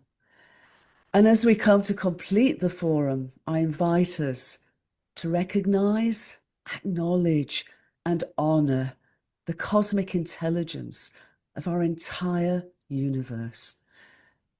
Ever-increasing scientific evidence at all scales of existence and numerous fields of research is overturning the paradigm of a merely material and mechanistic universe, which has resulted in our collective dis-ease of separation and trauma.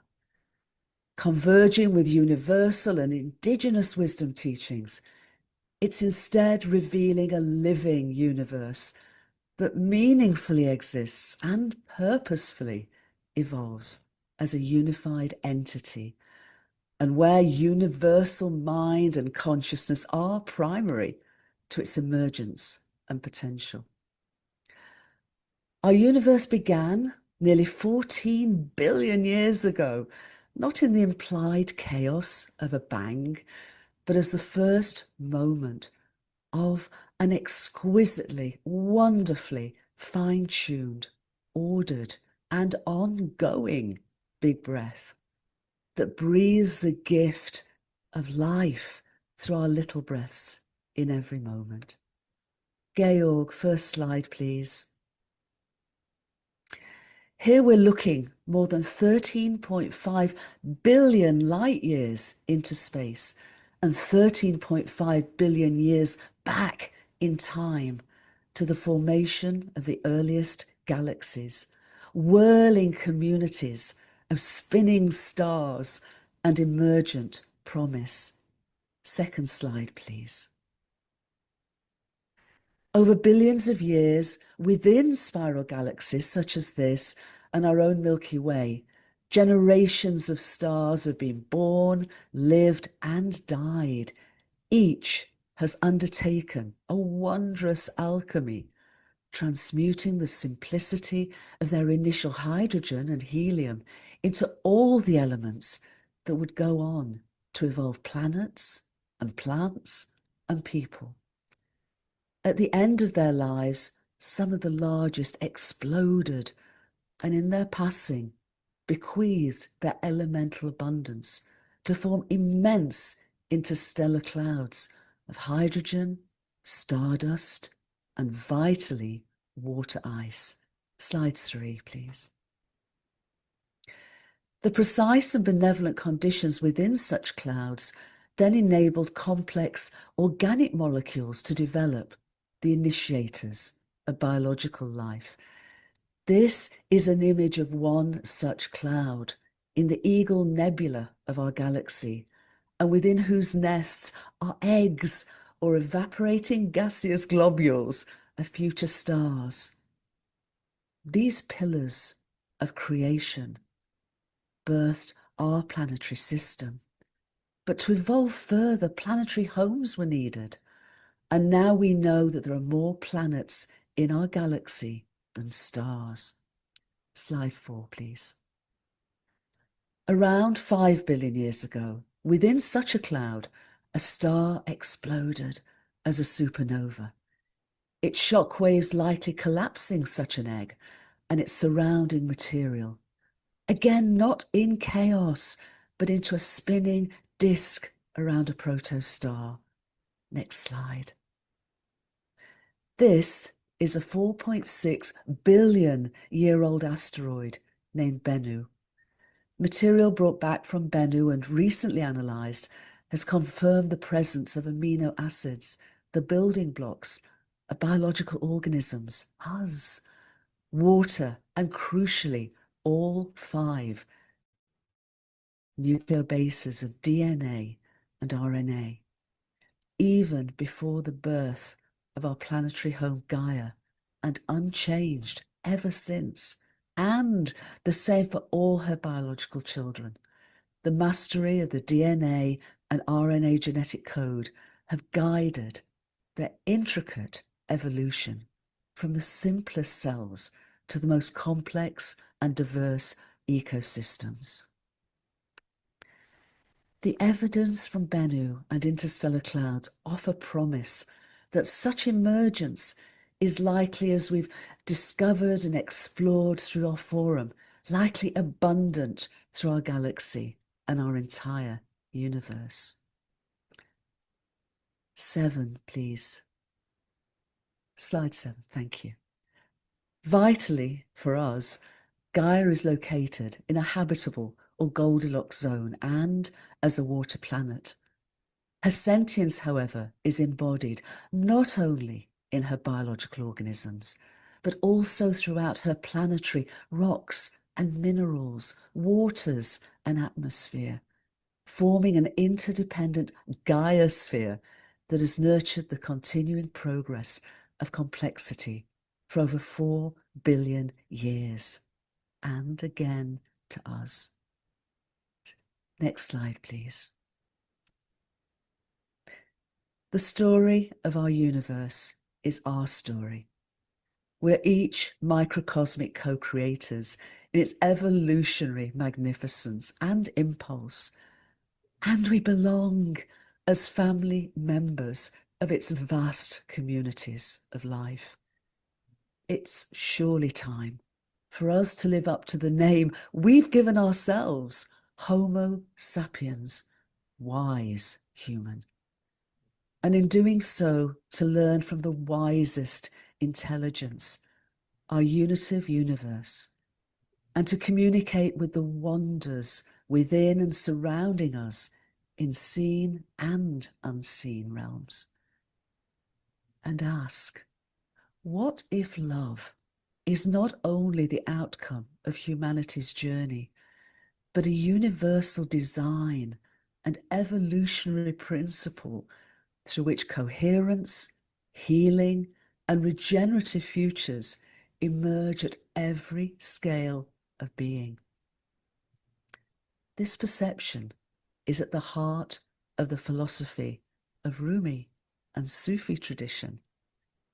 And in embodying unitive love at such intimate, planetary, and cosmic levels is how we can build networks of trust, share a new unitive narrative, heal and remember who we really are.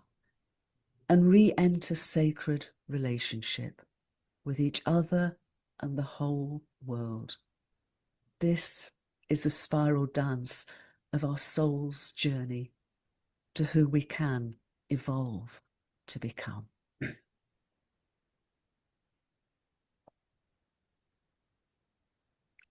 Jim. Thank you, Jude.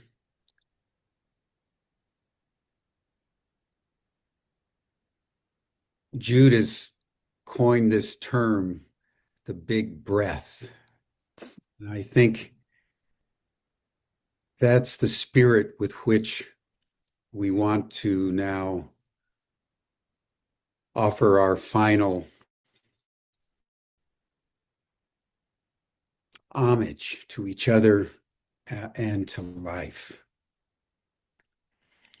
Everything that is, from the smallest subatomic particle to the furthest galaxy, whirls. Everything is spinning. That's how time and space manifest. That's how infinity becomes finite, and the finite connects with infinity. It's through the whirling.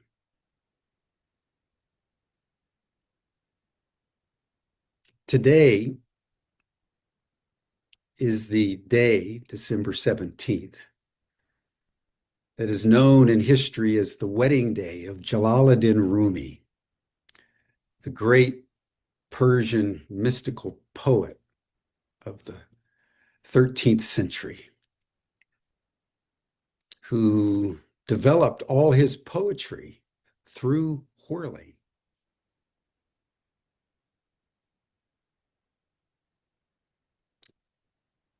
And so it's in the spirit of Rumi, who's the most widely read and appreciated poet in the world,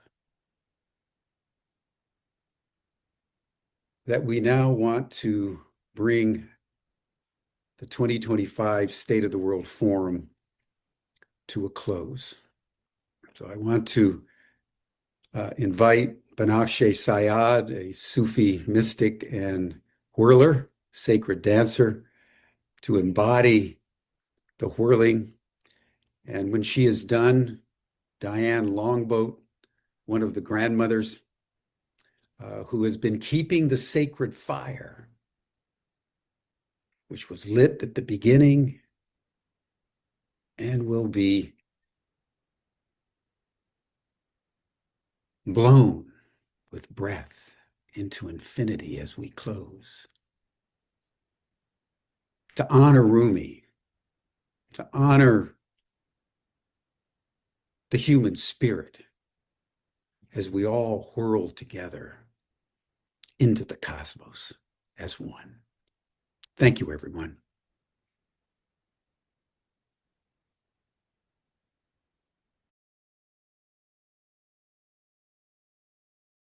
What a blessing to be with you all. Rumi spoke of consciousness as something that evolves from intelligence to intelligence until it remembers itself as one with its source. On the anniversary of his wedding, Rumi's passing into union with the beloved, I offer whirling in honor of this remembrance that our world is now being summoned into. But first, let us hear Rumi's words in Persian, then in English. از جمادی مردم و نامی شدم و از نما مردم به حیوان برزدم مردم از حیوانی و آدم شدم از چه ترسم کی ز مرگم کم شدم حمله دیگر بمیرم از بشر تا برآرم از ملائک بال و پر و از ملک هم بایدم جستن ز جو کل شیء هالک الا وجهه بار دیگر از ملک قربان شوم، آنچه اندر وهم ناید آن شوم. I died from the mineral state and became a plant. I died from plant life and rose into animal being. I died from the animal state and became human. So why should I fear? When did dying ever diminish me? Once more I shall die beyond the human, so I may lift my wings among the angels. And even from angelhood I must leap onward, for everything perishes except the face of the One. I shall die once again, this time from the angelic, and become what no imagination can conceive. بریز ای ابر در گوشم، طنین ساز باران را،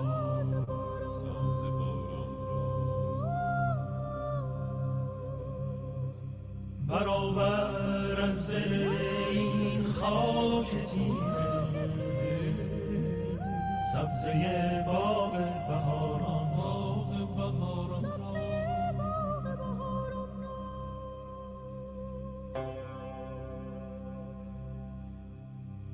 زمستان آب شد از شرم نوروز،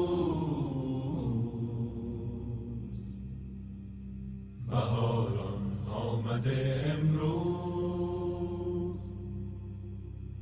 نوروز نوروز نوروز.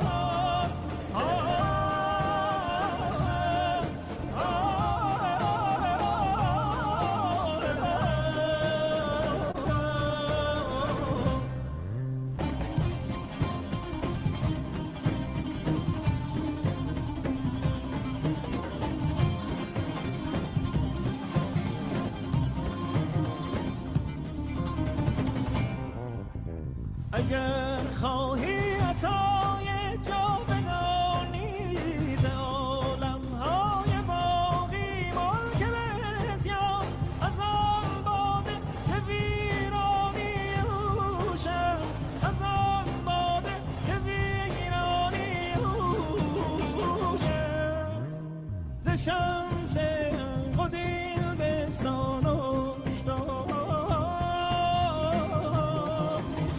ز شمس حق و دین بستان و هشدار خدا بندانه اسرار زهی خورشید در خورشید انوار ز عشق حسن تو خوبان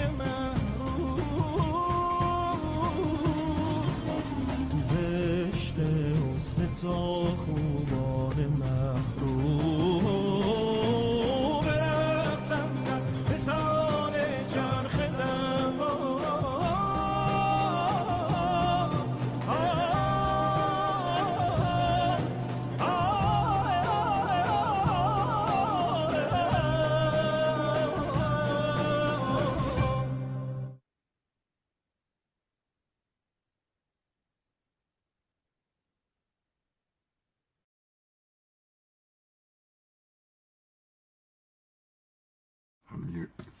It's a lot of spinning. Well, my little spinners, my little global peace tribe spinners, it is time for us to go spinning off into whatever else we all have planned today. For me, it's 3 more client sessions and a little break to join Kristen Hoffman for her Sonic Soul family. I'm going to go to gallery review one last time. Thank you, everybody, for being with us. Amazing. We still have 30 of you still with us, so that's beautiful. And a reminder that tomorrow we are going to have a special edition, again, of Making Contact. And what we're going to be focusing on are people who have actually had direct experiences of connection with non-human intelligence. It is a free program. I sent out an email to all of our subscribers, and you're all subscribers, with the link for tomorrow. Also, it'll be on Facebook and YouTube. For those of you watching right now on Facebook and YouTube, we'll go out again that way. Oh my God, look at all the chats that came in. I did not have the chat on. But Dia Therese writes, this is deeply moving. Memories of Persian existence. Maximum gratitude for speaking Rumi in his language first. Yeah, Carol Craig, I got dizzy too. Dr. Laura got up in the foyer and was spinning away. That's beautiful, beautiful. Well, I'm glad that beautiful comments coming in. Speaking of timeline shifts, DRR, we've been talking about the timeline shifts. I did a pre-record with Elizabeth April yesterday, which you'll get to see. I'm going to show parts of it as Eve show because she's timeline shifts in 2026. And yeah, she said that the timelines are shifting so quickly now. Everything is changing that fast. Anyway, I love each and every one of you. Thank you for being here, making it truly a sacred Sunday. Thank you, Wild Monk Gerald Anderson, for demonstrating by location with a little help of Zoom. Thank you, Amashar, for being exactly who you are, all that you do. And I hope to see you all tomorrow. Thank you, Fanny and Vigari and the Mystiques. Thank you, DR, for your help. Thank you, everybody. Have a beautiful rest of the Sacred Sunday, and we'll see you tomorrow afternoon. Oh, by the way, remember, tomorrow's at 5, not 6 p.m. 5 start time tomorrow.